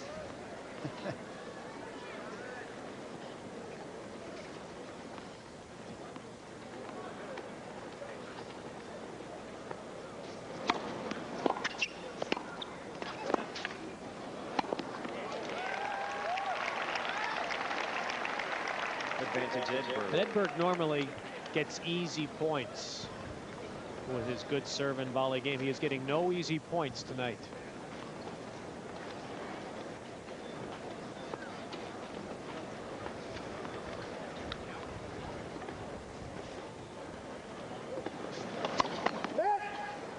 For serve.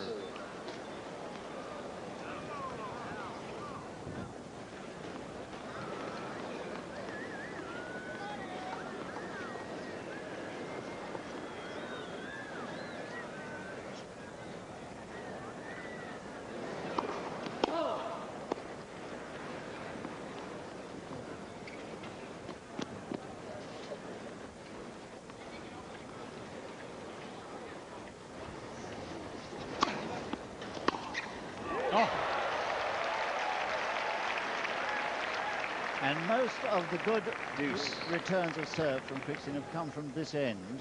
It's difficult to serve from the far end because the wind is against you.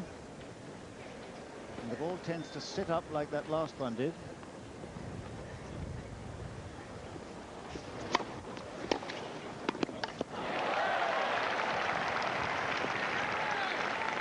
Advantage Krickstein. And now a break point for Krickstein. Early in the 3rd set. It would give him his first edge of the night.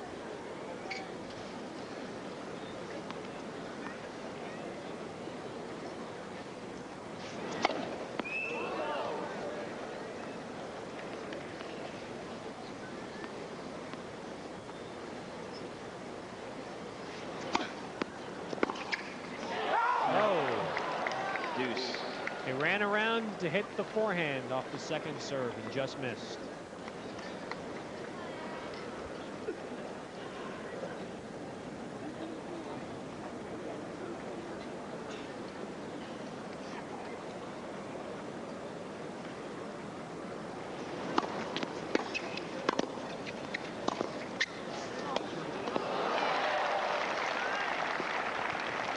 Advantage Krickstein. Well, it's been a marvellous exhibition tonight of how useful the lob can be in difficult conditions. And it must now be getting a little bit to Edberg. His confidence is being shattered. For serve. I think it'll be a measure now of Edberg's quality of belief in himself, that he can cope with these very difficult tactics.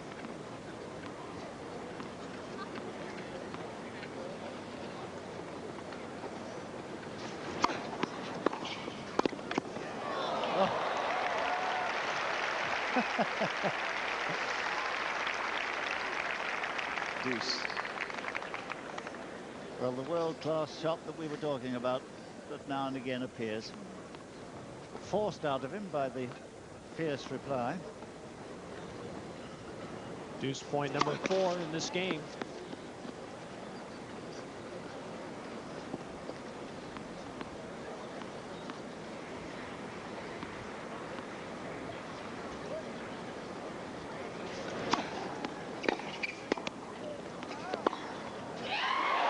Good.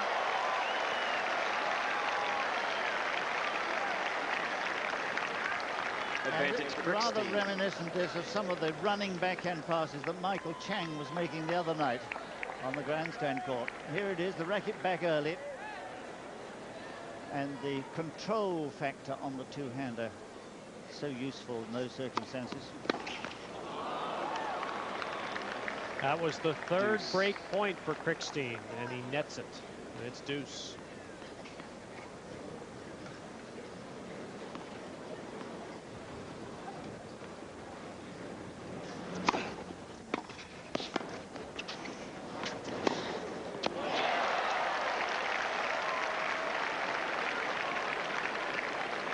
That's been a familiar sight, John. Edberg walking back from net, looking down, shaking his head. Well, he used to get very down on himself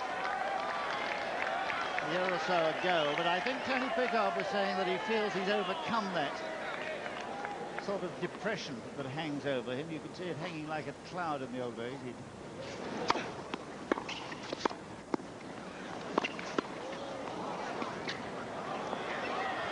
Oh, it's long.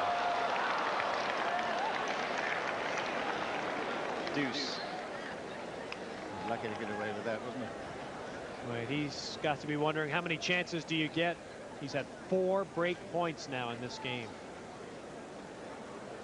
and has yet to win one.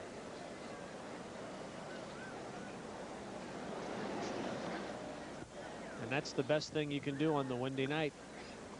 Let the toss drop.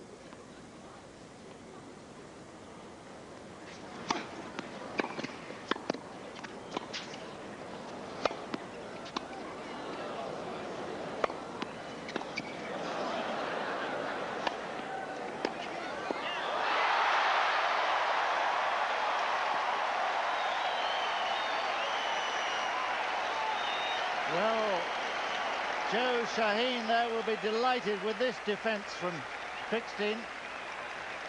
And the final killing blow. Advantage Krickstein. The familiar whipped forehand. It looked like Edberg just was very sloppy on that volley to you, John. Well, I think it was just the pace that beat him again. His 5th break point, Krickstein's. Oh. Deuce. Well, this has become a really very important game psychologically now. If he should fail to break the serve, it'll give Edberg a tremendous lift.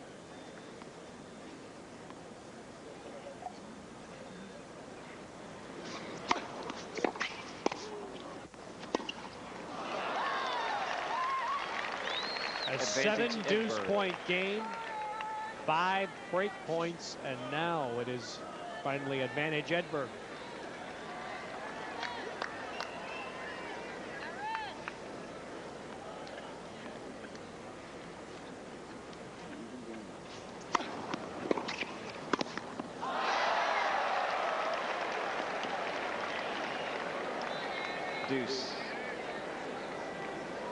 Even the simple shots are difficult tonight. Yep.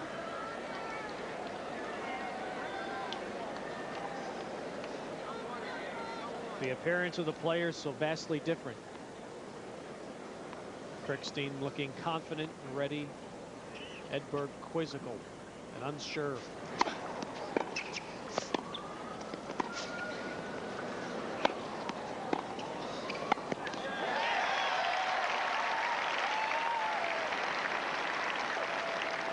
Advantage Edberg. And from Edberg's point of view, there have been too few of those high volleys. Krickstein has kept the ball beautifully low.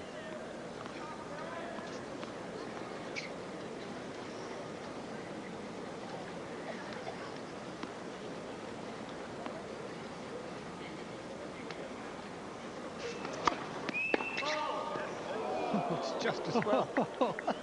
Was that a return? Wow.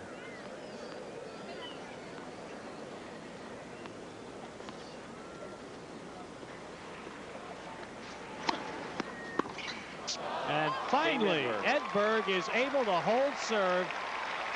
But listen to the reaction of the crowd. They appreciate the marvelous game for the two players. New fall season coming up on USA Network. Murder, She Wrote comes to USA with a 2-hour premiere on Monday, October 3rd at 9 Eastern. The series seen weeknights beginning October 4th at 8 Eastern on USA Network. 15 low. Well, it's often very difficult to concentrate fully after a long service game like that, but Edberg is going to have to set about Krickstein and really try and break through here. 30 low. After that 9 deuce point struggle, Edberg doesn't want to give Krickstein a quick, easy game.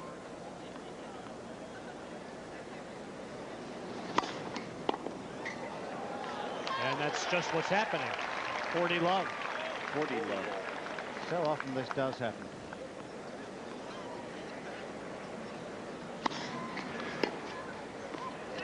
Game Well, that was. And we stay on serve in the third set. He leads 2-1. While we watch more tennis at Stadium Court, let's go to the Players Lounge now with our Steve Alvarez. 15 low. We will stay here, but we will go to Steve in just a moment. Edberg serving.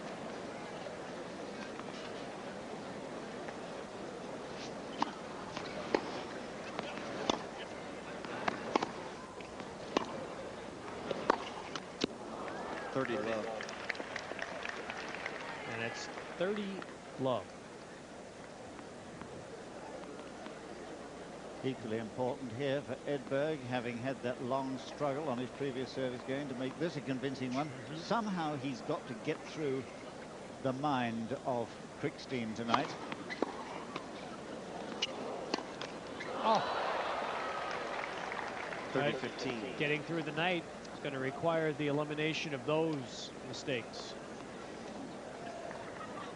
Edberg going to the sweater vest during the last changeover as well.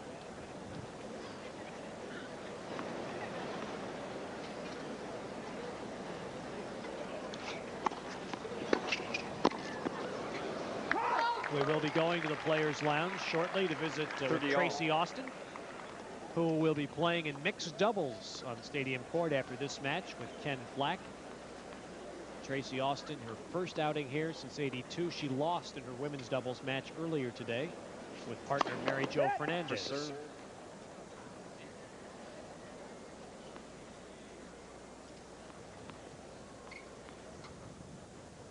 Now the net approach points won, 73-115 for Edberg.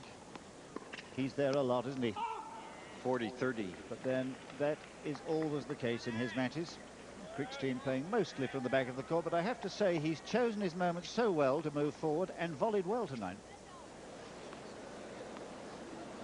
40-30. Deuce. There's what you're talking about, John. Keeping the ball low, Krickstein on that return. Giving Edberg no chance.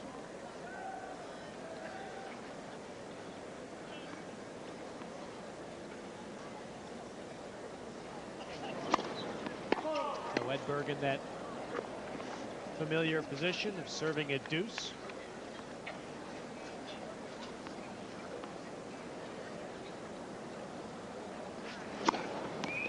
And double faulting a deuce. Advantage Krickstein. His 5th of the game, and now Krickstein has a break point. And eventually Edberg is going to pay the price if he keeps giving Krickstein these chances.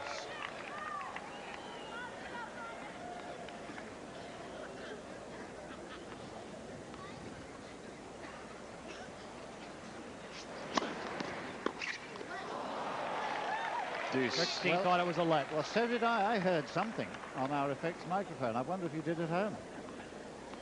It's extraordinary, Ted, how often that happens, that the players will hear what they think is a let, and the man who should be in the best position to hear, who's got his ear down close to the net and his finger on it, the let court judge, hears nothing.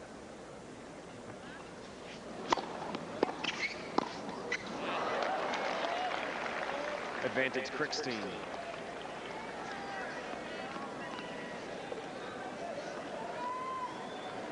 A much more confident player than we've seen on USA this summer. We saw him in Washington and in Cincinnati at the ATP.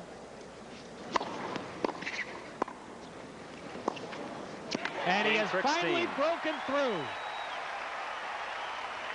Well, now there was a world-class shot from Krickstein this time. The volley, again a defensive one, because the return of serve had been so good, and it opens up the angle. He played a shot similar to that, if you remember, in the first set that we replayed, and didn't find the angle. This time the angle is sufficient. And at last, the break of serve. Having had 5 chances in the previous game and failed, he's now ahead.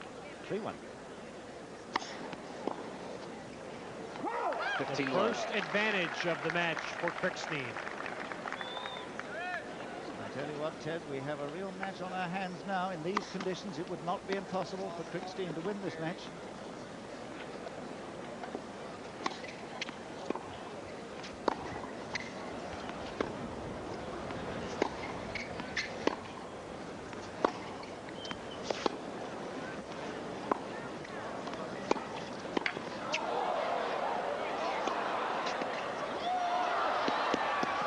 Oh, well played.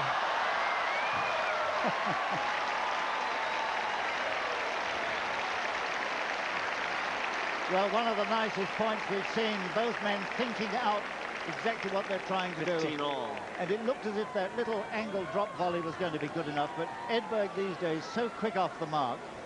And in retrospect, that wasn't a very smart shot, because on these courts, the ball does bounce so high. Any form of drop shot or stop volley has to be hit very, very sparingly.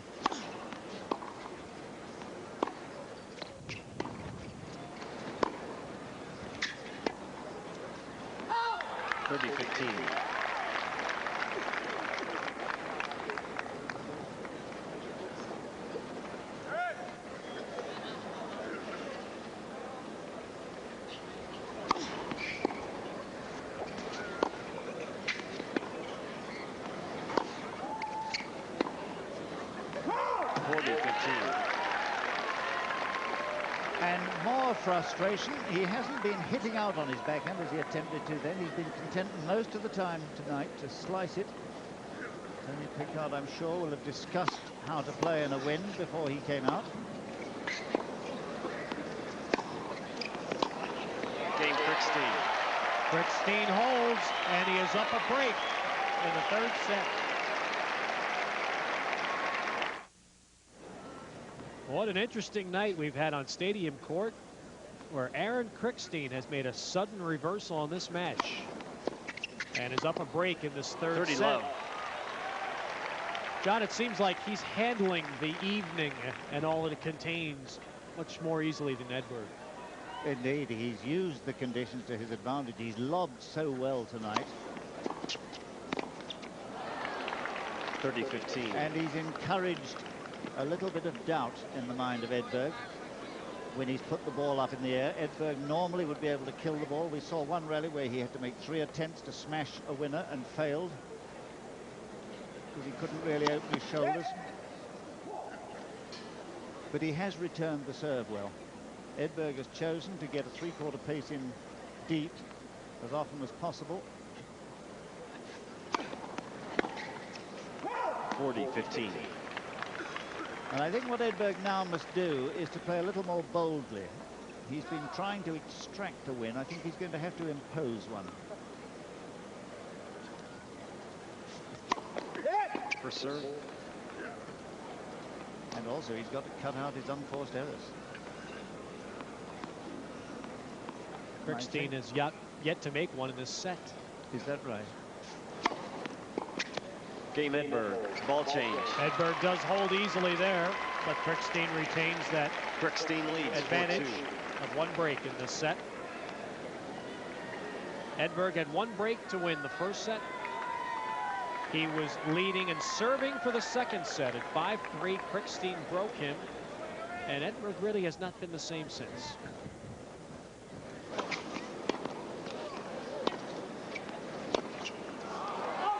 Or perhaps better is that Krickstein has really picked up the level of his game. It rather reminds me of the match that many of our viewers will have seen with us here on USA Sports from Cincinnati, that semi-final at Cincinnati, when he played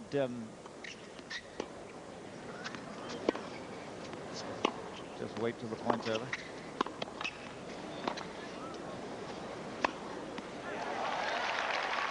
When Krickstein played Wilander, and it was a fine second set. He so nearly won it. It was a tie-break. And then this match has turned out rather like the final for Edberg. He had a set and 3-love, if you remember, against Wilander, and finally lost the match. Here he'd had this chance to be 2-sets-to-love, serving for the second set, and now he's facing a 2-sets-to-1 deficit.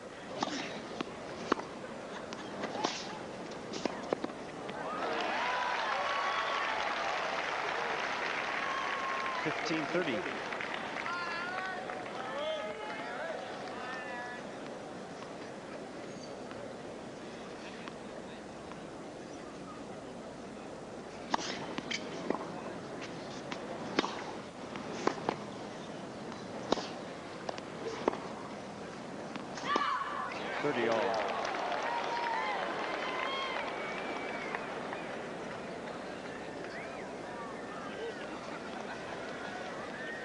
Well, Edberg's attempt here, quiet please, to hit the far baseline was denied by the lines person, and the frustration is boiling over.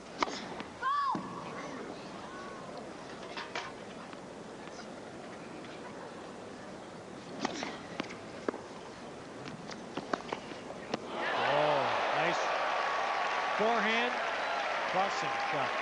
Winner for Krickstein. 40-30. Well, Krickstein at the moment is out thinking Edberg, who really shouldn't have been in behind that mishit.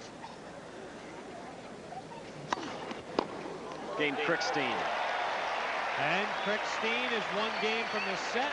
More tennis after these words from your local system. He leads 5-2. Today's coverage of the 1988 U.S. Open is being brought to you by Ford and your Ford dealer. Have you driven a Ford lately? And by Hotels Meridian, the very soul of France, all over the world. By Benadryl, same full strength available without prescription, by Park Davis. And by Penn Tennis Balls. You've seen one, you've seen them all.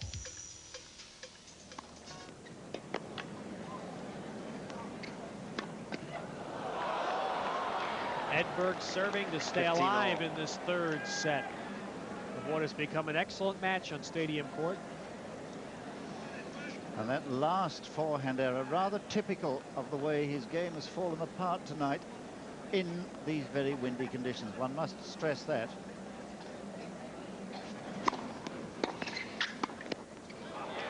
Should mention, for those who may have been watching tennis this afternoon, and 30-15. perhaps are wondering what we're talking about, a front blew through here about between 5 and 5:30 this afternoon. There was a brief bit of rain, but the temperature dropped drastically and the winds kicked up.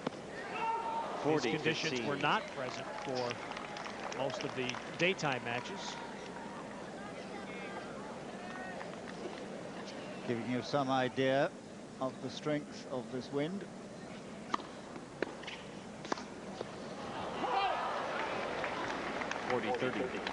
All right, a simple error you might think, but congratulate his opponent for keeping it so low again.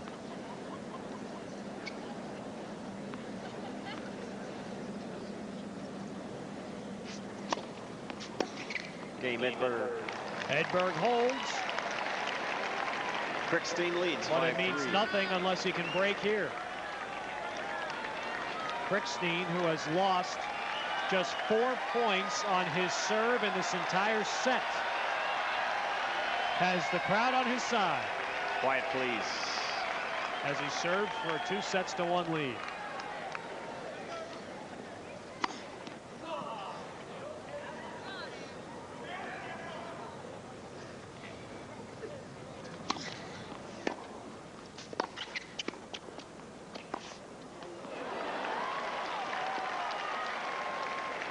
Love 15. Well, Krickstein, of course, with the chance to become the lone American in the lower half of the draw at the quarter-final stage. Cahill will play the winner of this match.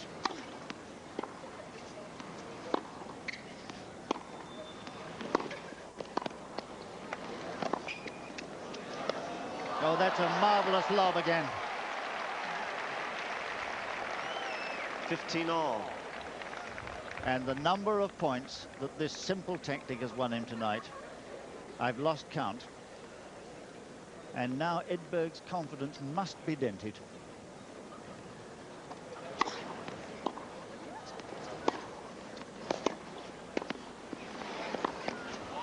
No, it's long. 30-15.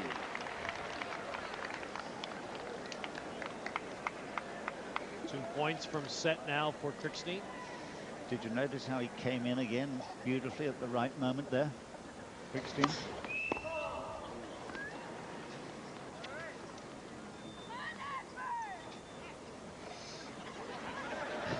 A disdainful look for the Swedish support in the stands.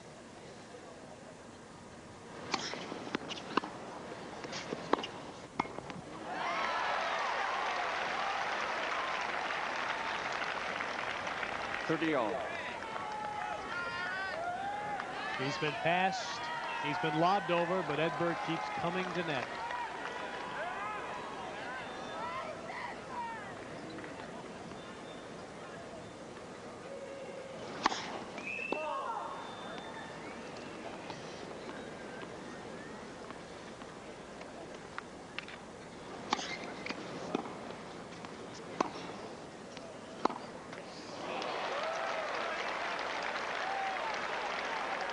Well, I think the picture tells the story.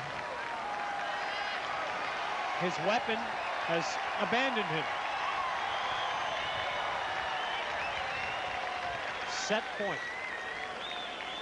for a 2-1 lead.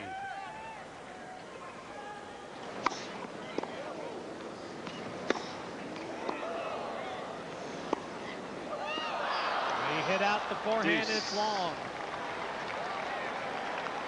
Well, that was slightly inexperienced, a little bit over-eager with that cracking forehand. That could be expensive.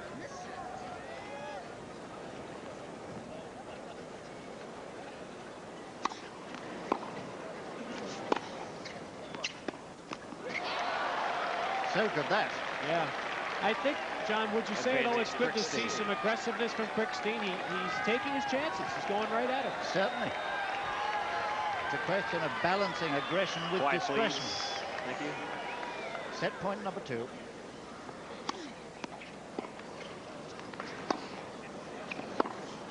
Oh.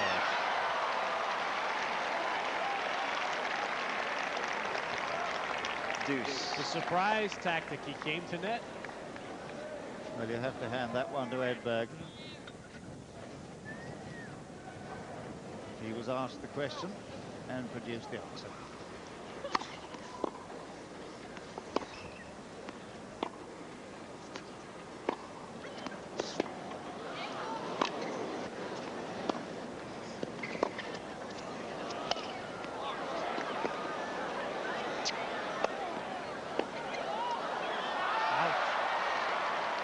Yes, I thought so. You could hear Edberg's racket go in the middle of that rally on the second smash.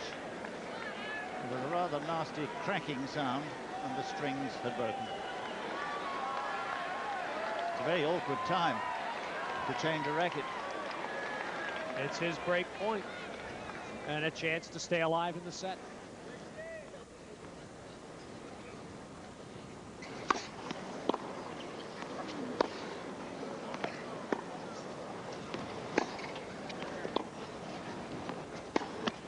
Game Edberg. And Krickstein, disgusted as he was serving for the set. Krickstein leads 5-4. The drama heightens at center court as Edberg is still alive, serving at 4-5, third set. The young Krickstein had the Wimbledon champion on the ropes, but could not administer the knockout punch.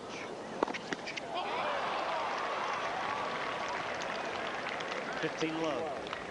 And you know, I think he just got a little bit overexcited in that last service game. Chances come and go so quickly in a match as important as this and at this level of the game. You've got to take the chances. And if he hadn't got quite as excited on the first set point, he had a half-court forehand. Normally he would have cracked it in deep. The error was very costly.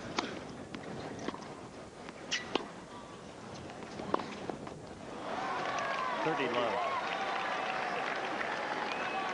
Edberg in the second set served for the set at 5-3.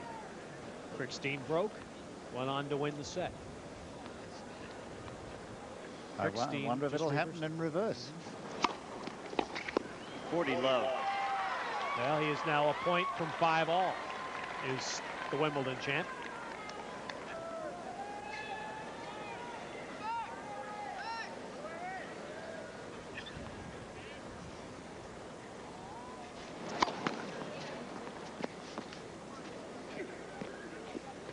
And the first service percentage of Edberg has improved because he's been trying to get the first ball in at three-quarter pace.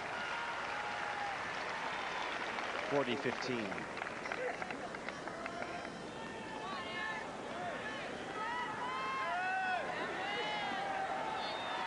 Quiet, please.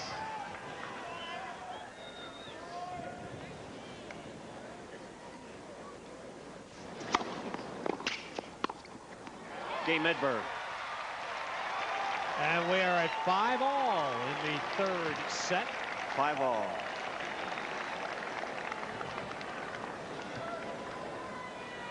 Edberg absolutely at home in the forecourt. The little steadying check shots there with the feet, and then that beautifully firm wrist on the volley.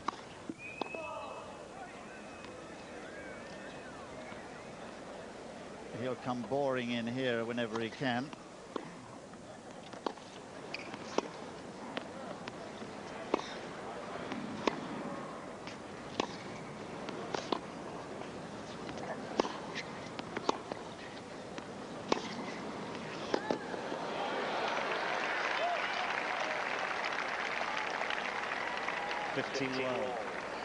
There's no doubt that the far end is the difficult end tonight. You're playing into the wind, but he's at the same time swirling nastily, particularly on balls that are hit high, the lobs.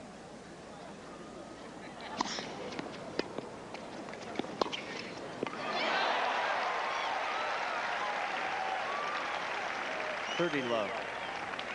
Well, he did well to pick this up, Krickstein. He had to reach for it low there. It was very low when he made it. Top spin saved him and controlled the ball down the line. Let's look at it from Krickstein's point of view there.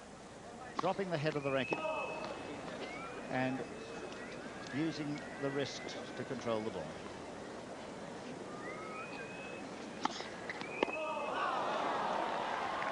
His fourth double fault. It's 30-15.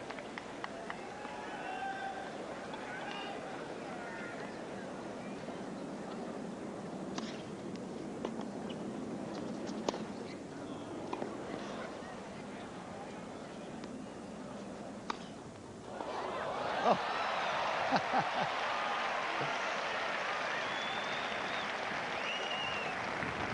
40-15.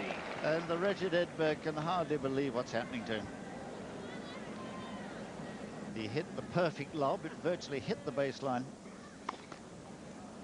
And it's knocked off.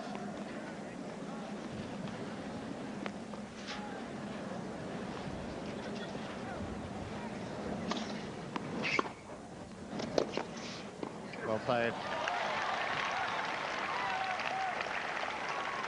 40-30. And too rarely tonight has Edberg been to the net on his terms, which he is here. All too often, his opponent has had a chance for the pass. Still game point.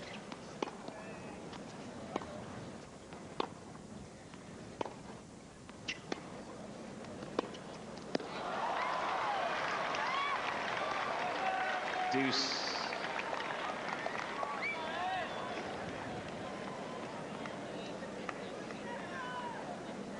A bit more talking to himself since he was broken at 5-3.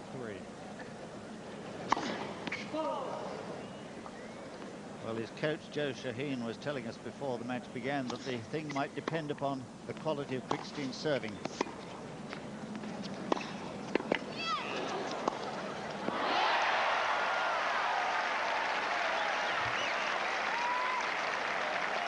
And a wonderful view from our low-angle camera just then. Let's look at it from the high angle, how he opens the gap with sheer pace.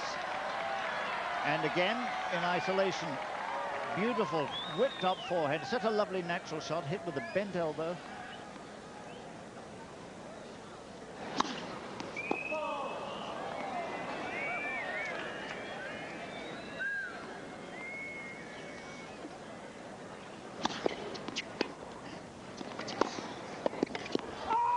Krickstein. Ooh. And Krickstein leads 6-5 in the third.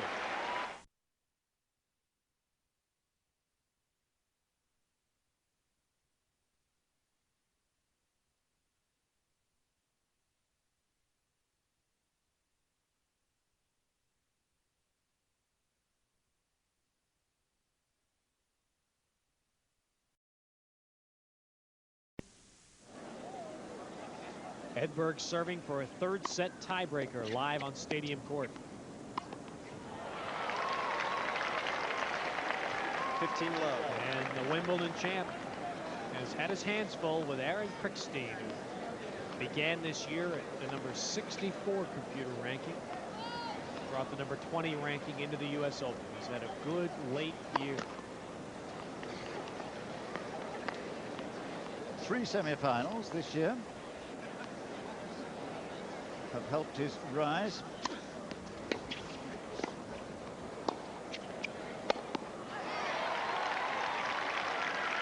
Well, this is the good end.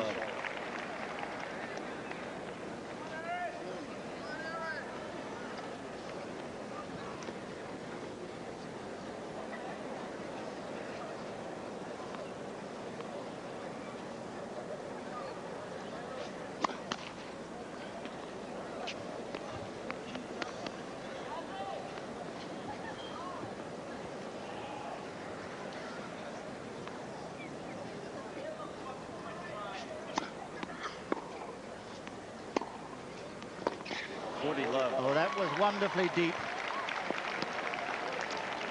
It does make such a difference getting that extra 1 foot of depth on those approaches. Denies the opponent time.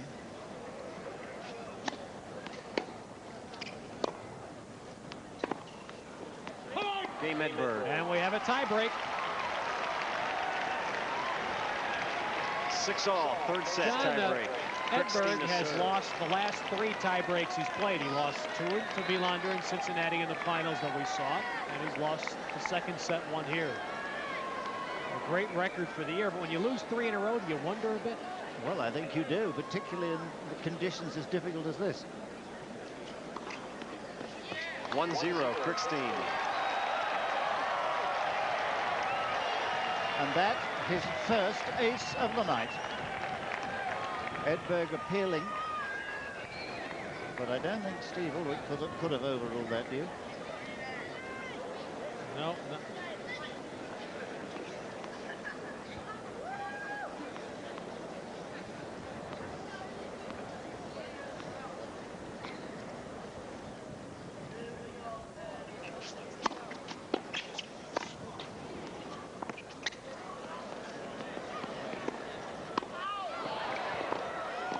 Well played.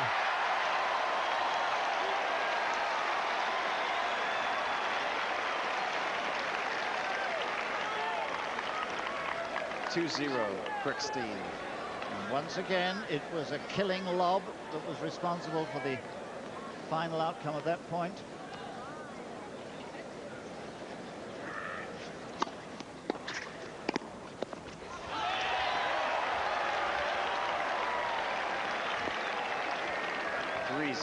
Krickstein. Well, the first serve set the tone. Edberg thought it was out. He's played 2 sloppy points. 4-0. 3 sloppy points. Krickstein. And more importantly, he's lost his confidence totally at the moment. Wait, please.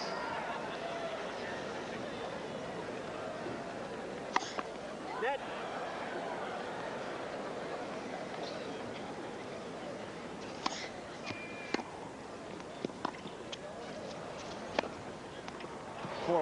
Krickstein. Even that was a miss hit.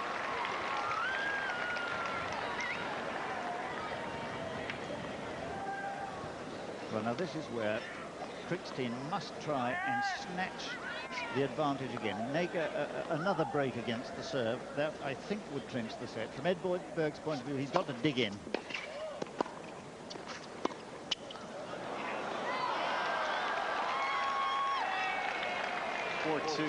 Krickstein. Krickstein wondering where the wind was there. He would have preferred it hold it up. But he still has the edge. 4 points to 2.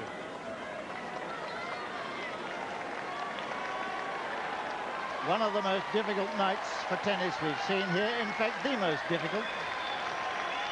And the temperature's dropped several degrees. You never feel quite as loose when it's chilly. 2-4.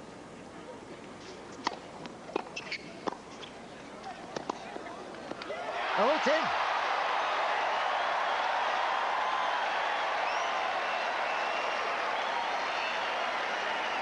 And that is exactly what the younger man wanted. A little bit of inspiration. 5-2, A Krickstein. brilliant pass, this.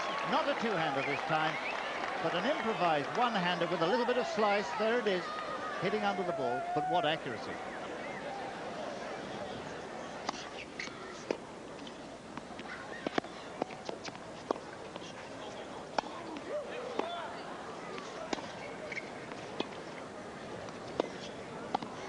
Oh, he's missed it. 6-2 Krickstein. 6-2 Krickstein. Set points.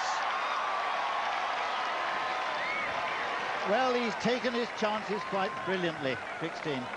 And Edberg is thoroughly rattled.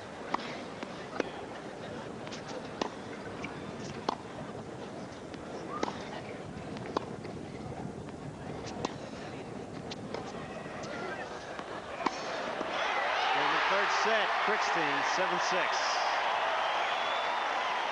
They're starting to believe in New York that it could be the night for the young American.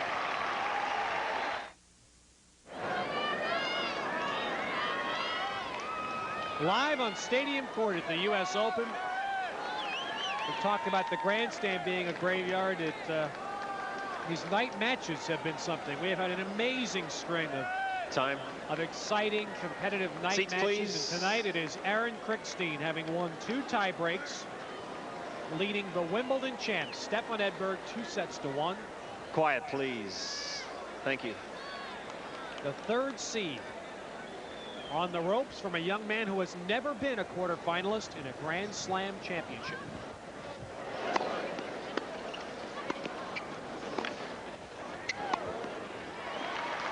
And we'll find out now, John, if Edberg indeed can dig deep, how he can react. Well, we know that he can. He's done it before. He's done it against Maciej twice this year, once in Davis Cup and once at Wimbledon. But look at the unforced errors there, 25 of them. That's been doing most harm. Oh. And just 11 unforced errors for Aaron Krickstein in over 30 games of tennis. And the first serve percent there a little bit deceptive because he's not been hitting out on his first serves. 30-15. To put it another way, 246 points of tennis tonight, and he has made only 11 unforced errors. And in this windy sort of arena, that is quite remarkable.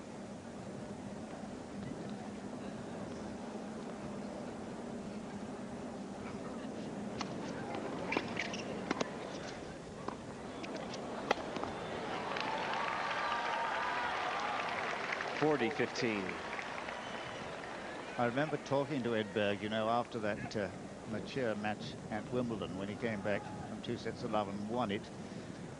And he said he never really felt he was out of it. He always believed he might come back. Game Edberg. Edberg holds. More tennis First after game, these fourth words set. from your local cable systems. Well, that heat looks good from here. A very chilly night in New 15 York. love. For everybody except Aaron Krickstein, whose second ace opens this service game. He leads 2 sets to 1 over the Wimbledon champ and number 3 seed Stefan Edberg.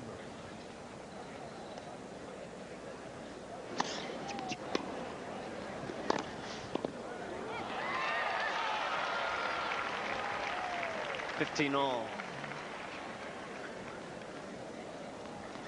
Well, that's one way of keeping the wind out. This wind is really cutting through like a knife. 30-15. During the changeover, Edberg sitting, draping himself with towels, covering his legs against the cold. Krickstein is up and jumping during the Quiet, changeover. please.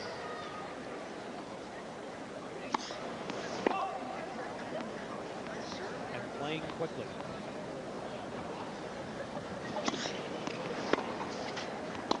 (40-15). Please, no flash photography. Thank you. Edberg is not playing like a man who's enjoying this.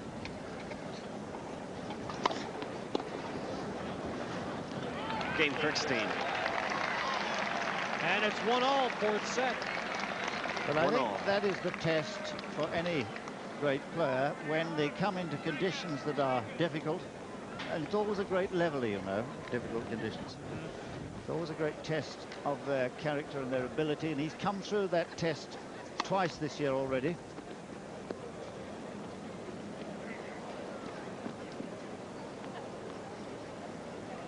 Three times, you could say. In the final at Wimbledon, he played quite beautifully.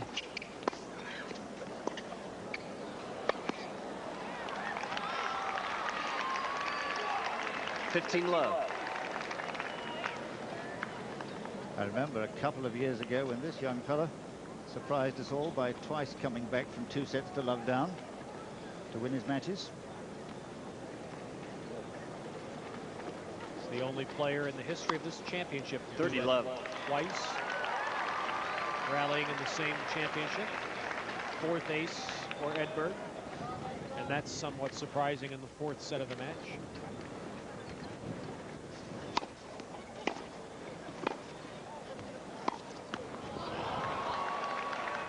Players Krickstein beat Karol Novacek and Paul Annacone when he rallied from those 2-set deficits. That was 2 years ago here. Took him to the 16s.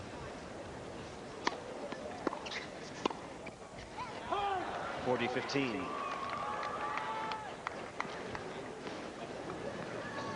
It's gotten progressively worse as the night has worn on. Up here, it feels as if it's dropped 10 degrees since we started.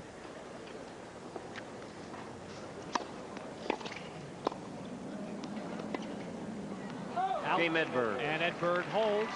So we're on serve in the fourth set.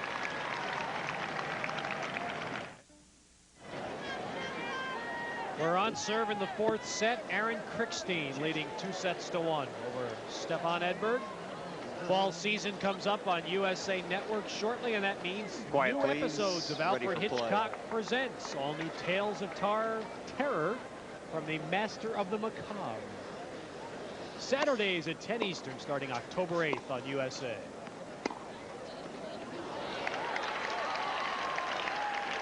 Well, there was a new determination about Edberg on that first point.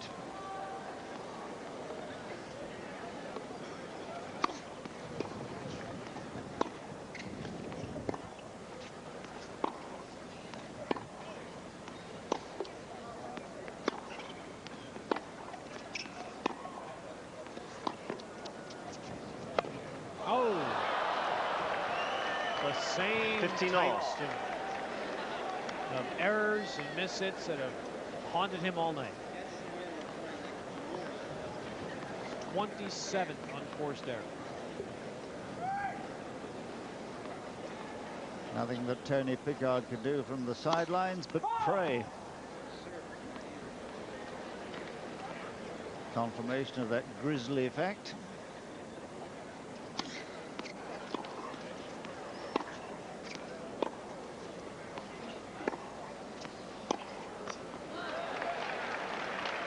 And what has happened is his confidence has had a huge dent knocked in it.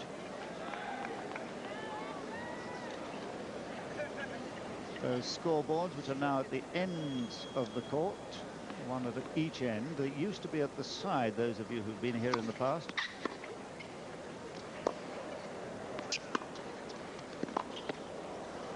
It's long. 30 all. But again, John, just to sit here and look at the two players, Krickstein appears content with playing, coping. Edberg appears to wish she was elsewhere.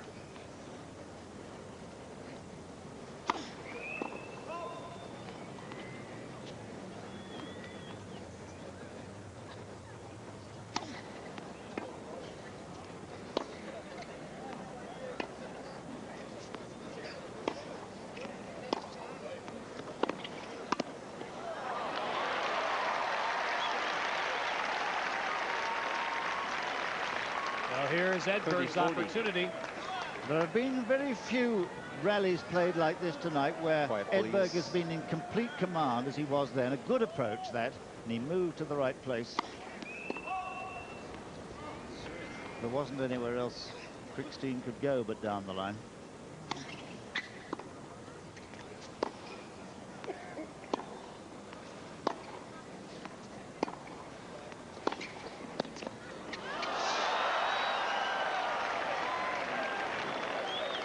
Deuce. And again, Krickstein keeping the ball so beautifully low, dipping with topspin.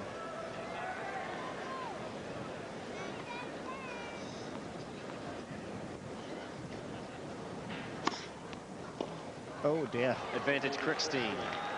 Well, how do you feel when you've made a shot like that? He's hit so many like that tonight, John, whereas it looked as if the racket would just be knocked out of his hand.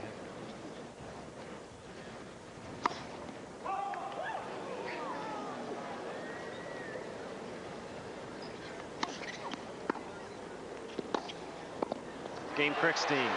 And ball we change. are 2-all in the fourth set. Some thank yous. Unisys Computers supporting scoring and statistics efforts for the Open this year. Leo Levin and Barbara Travers are match research and statistics. And thanks to one of our production assistants, Brian Robbins, who is leading USA's efforts here at the Open tonight to return to Syracuse University. We thank Brian and wish him the best of luck in the upcoming school year. 15 low.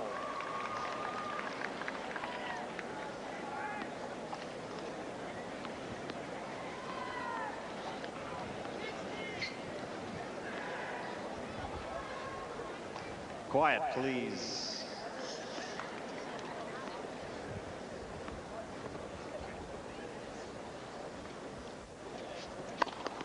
For serve. Seems to me this is the key moment in the match for Krickstein if he's going to pull off what would be a considerable upset. While Edberg still is suffering from a distinct lack of confidence and bewilderment with the conditions, he must strike. Because I think if it should go to a 5th set, I would have to fancy Edberg.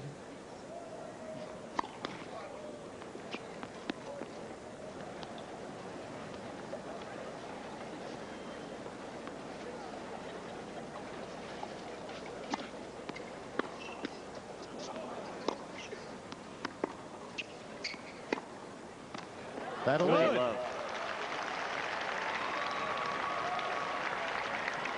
There's a terrific backhand from Edberg.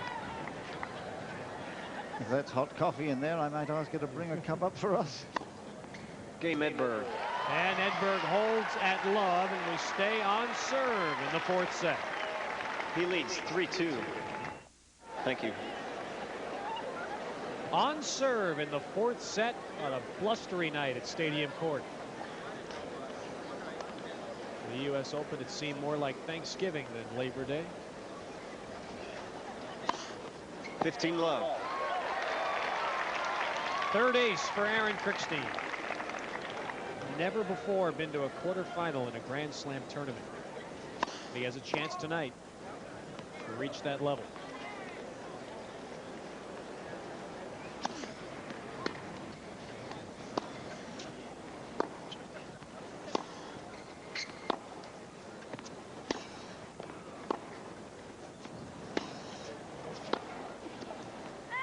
Love. And would you suppose that Darren Cahill is rubbing his hands? Darren Cahill of Australia already through to meet the winner of tonight's match. Unseeded himself. And the conqueror of Boris Becker.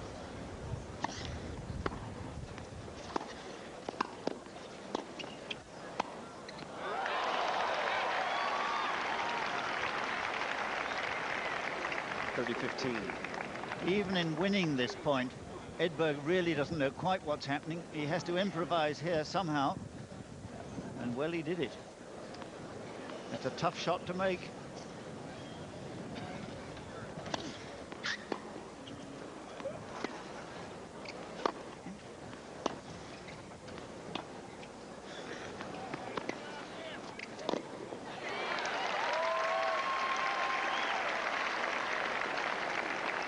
And there's a proud man, Aaron Krickstein's father, a doctor. Remember the excitement that year when Aaron reached the 16s and beating Edberg and Gerolaitis. Court 1 the day he beat Gerolaitis was absolutely ablaze with excitement. 40-30. I seem to remember that day, Ted. Nick Bollettieri could hardly contain himself. He was jumping up and down with excitement. 5th double fault, and it's 40-30.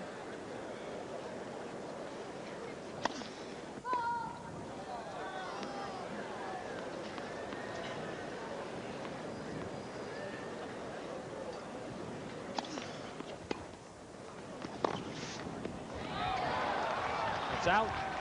Deuce. And we're at deuce.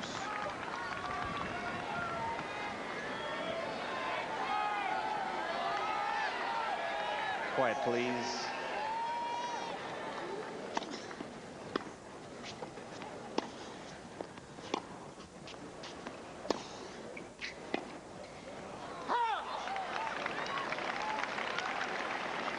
Advantage Krickstein. When your favorite weapon deserts you, you are puzzled, and that is what has happened to Edberg tonight, as his backhand has been erratic.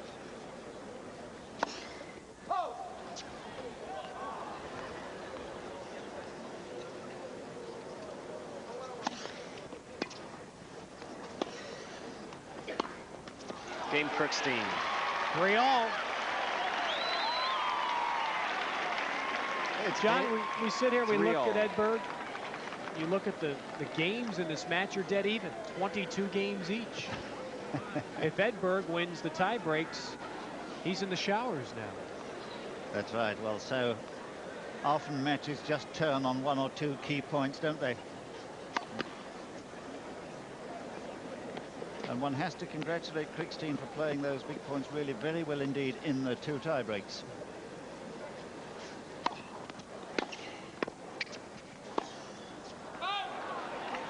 $15 love.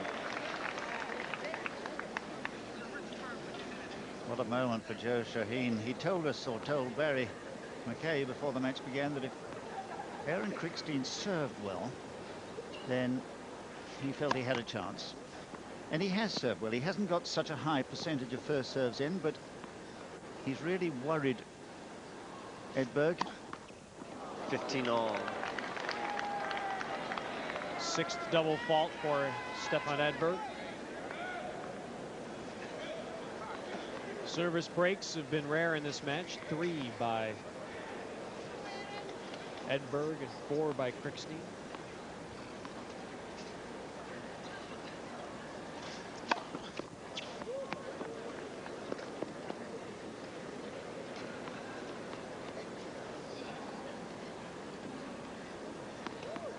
That rather tells a tale, I think.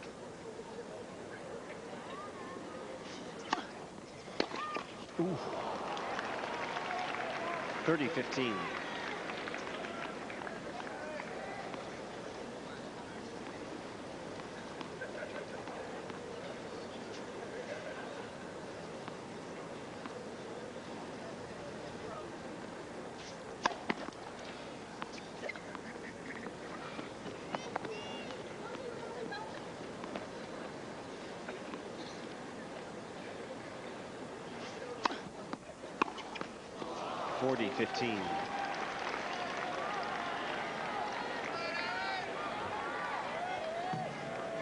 Ran around to hit that forehand again. He's been teeing off on Edberg's good second serve all night. Net.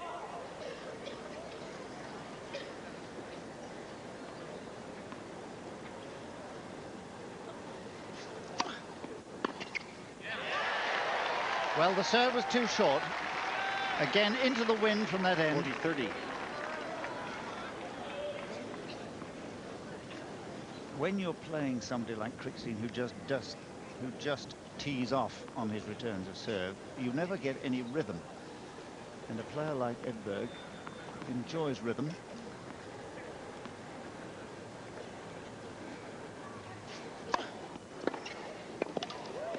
Edberg.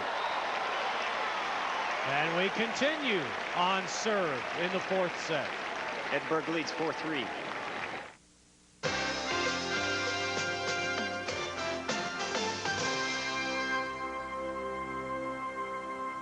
USA Sports Quiet, at the please. U.S. Open. Thank you. On Stadium Court, another outstanding match. Tight all night. Serve has been held most of the night, and that's the case in this fourth set. On serve.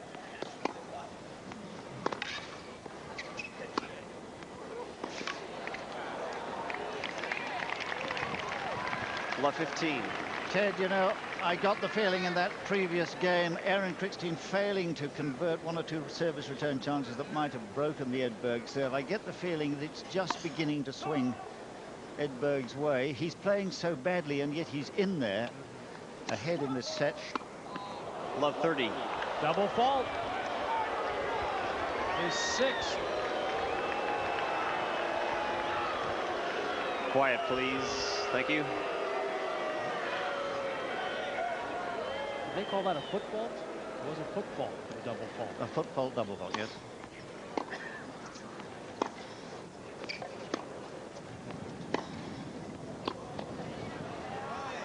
And even though that point is out, John, here's exactly what you're referring to. Edberg has a chance. If he breaks, of course, he serves for the set.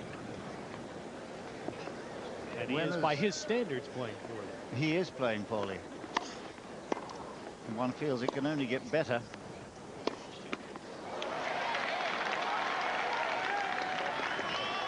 all.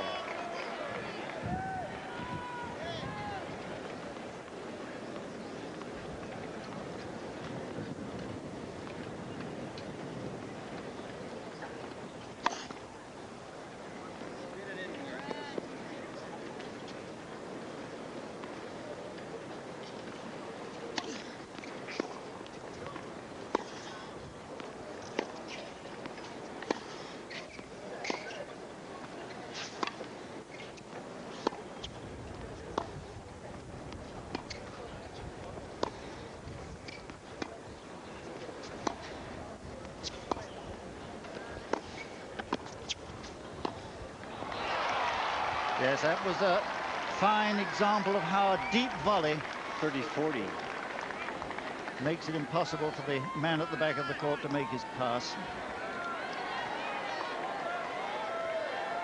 So a chance, a fleeting chance for Edberg. Now, here is the moment to strike. And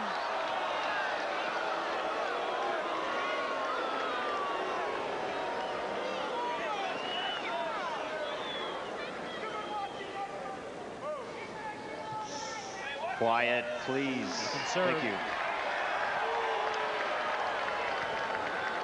Another football. And Steve Ulrich asking the crowd for quiet.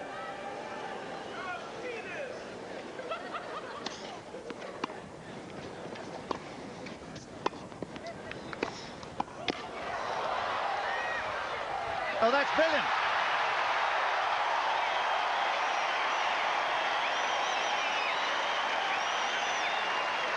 Well, I must say, young Krickstein here absolutely excelling himself. He'd lost this point for all the world right there. Deuce. And it seemed he had to go down the line. Edberg covering the one that way. And that is a brilliant piece of inspirational play, which might just turn the match his way now.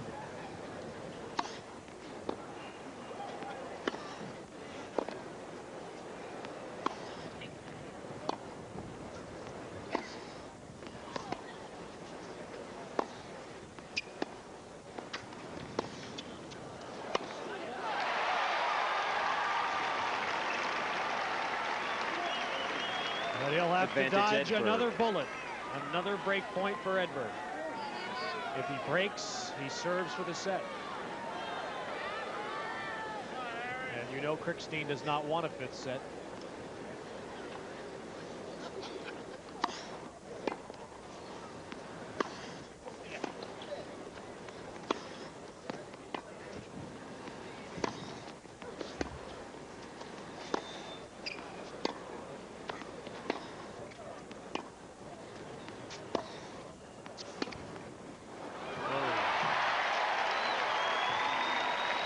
Another error off the backhand of Edberg at a crucial moment. You can see the dilemma, can't you? He's desperately keen to get into that net and impose himself. And Tony Pickard will have a lot to talk about when this match is over. The unforced errors have been hurting so badly.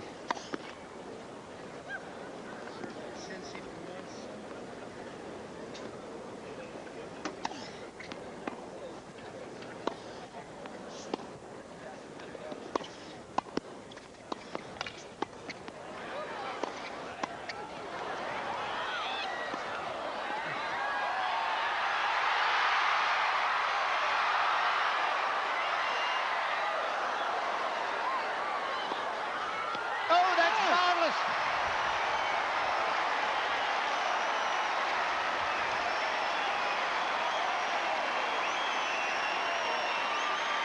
Well, that is quite the best rally I've seen at this championships. It all started with this lob, which Edberg had to chase. Somehow he finds it. Krickstein should have been in behind the lob. Advantage Edberg. And now it's Edberg who has to find the passing shot as Krickstein comes in, and he threads it down through the eye of the needle quite beautifully. Wonderfully poised here to make the winning shot. And he knows how important that moment was. Quiet, please.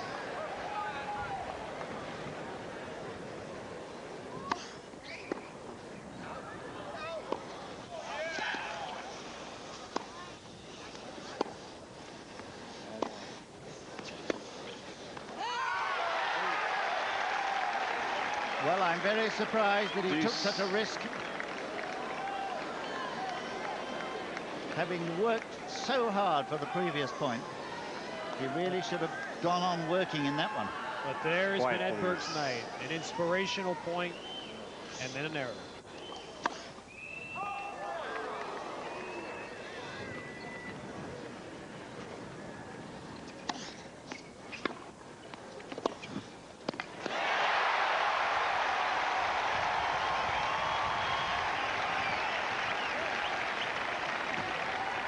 Advantage Krickstein. Well, I think the whole of Michigan will be wishing with Aaron's father there that this game will be over here. There's been too much tension for any of his supporters.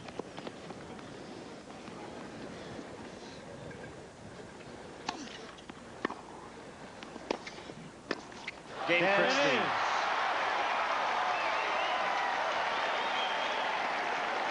A superb game. And Krickstein holds for 4-all. So an immense task now for his opponent. Edberg knows that he should now be serving for this set. He did enough to break the Krickstein serve. Never have you seen a man more confident after holding to even the set. Aaron Krickstein's jumping around Take your down seats, there, and please. I think he knows he cleared a big hurdle. Saving 2 break points. This could be Krickstein's night, couldn't it? Love 15. And now the pressure is squarely on Edberg. He must hold, or Krickstein serves for the match. Sitting behind one another, Dr. Krickstein and Tony Pickard not showing much, but I'm sure they're churning away inside. It's far worse when you're supporting somebody you have an interest in, to contain your emotions. 15 all. You can't believe it, can he, Joe? He hasn't mastered the stone face routine yet. Joe Shaheen. It shows too much emotion. He said he came here just to support Aaron today.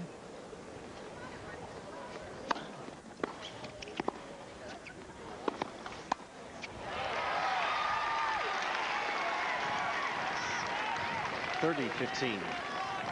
Well, I tell you what, if Edberg somehow can come through this ordeal today, he'll believe, as he did at Wimbledon after beating Maciej, that it's his championship.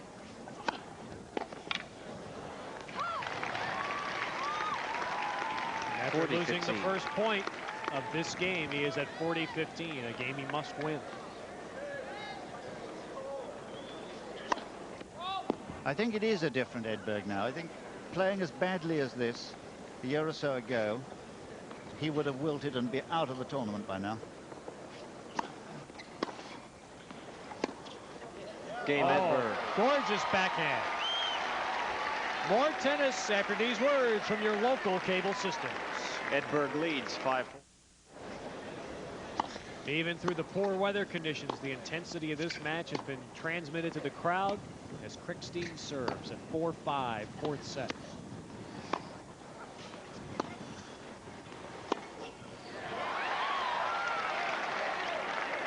(15 love).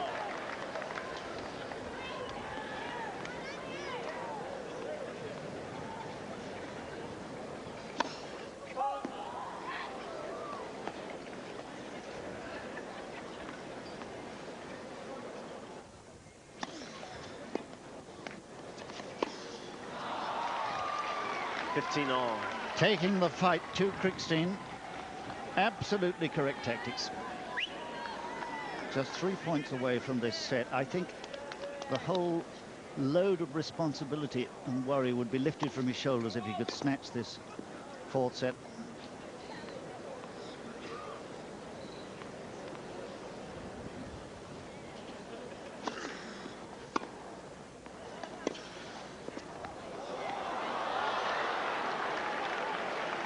Edberg has spent much of this night at his own ankles, reaching for balls that have been put there by Krickstein. Beautifully placed.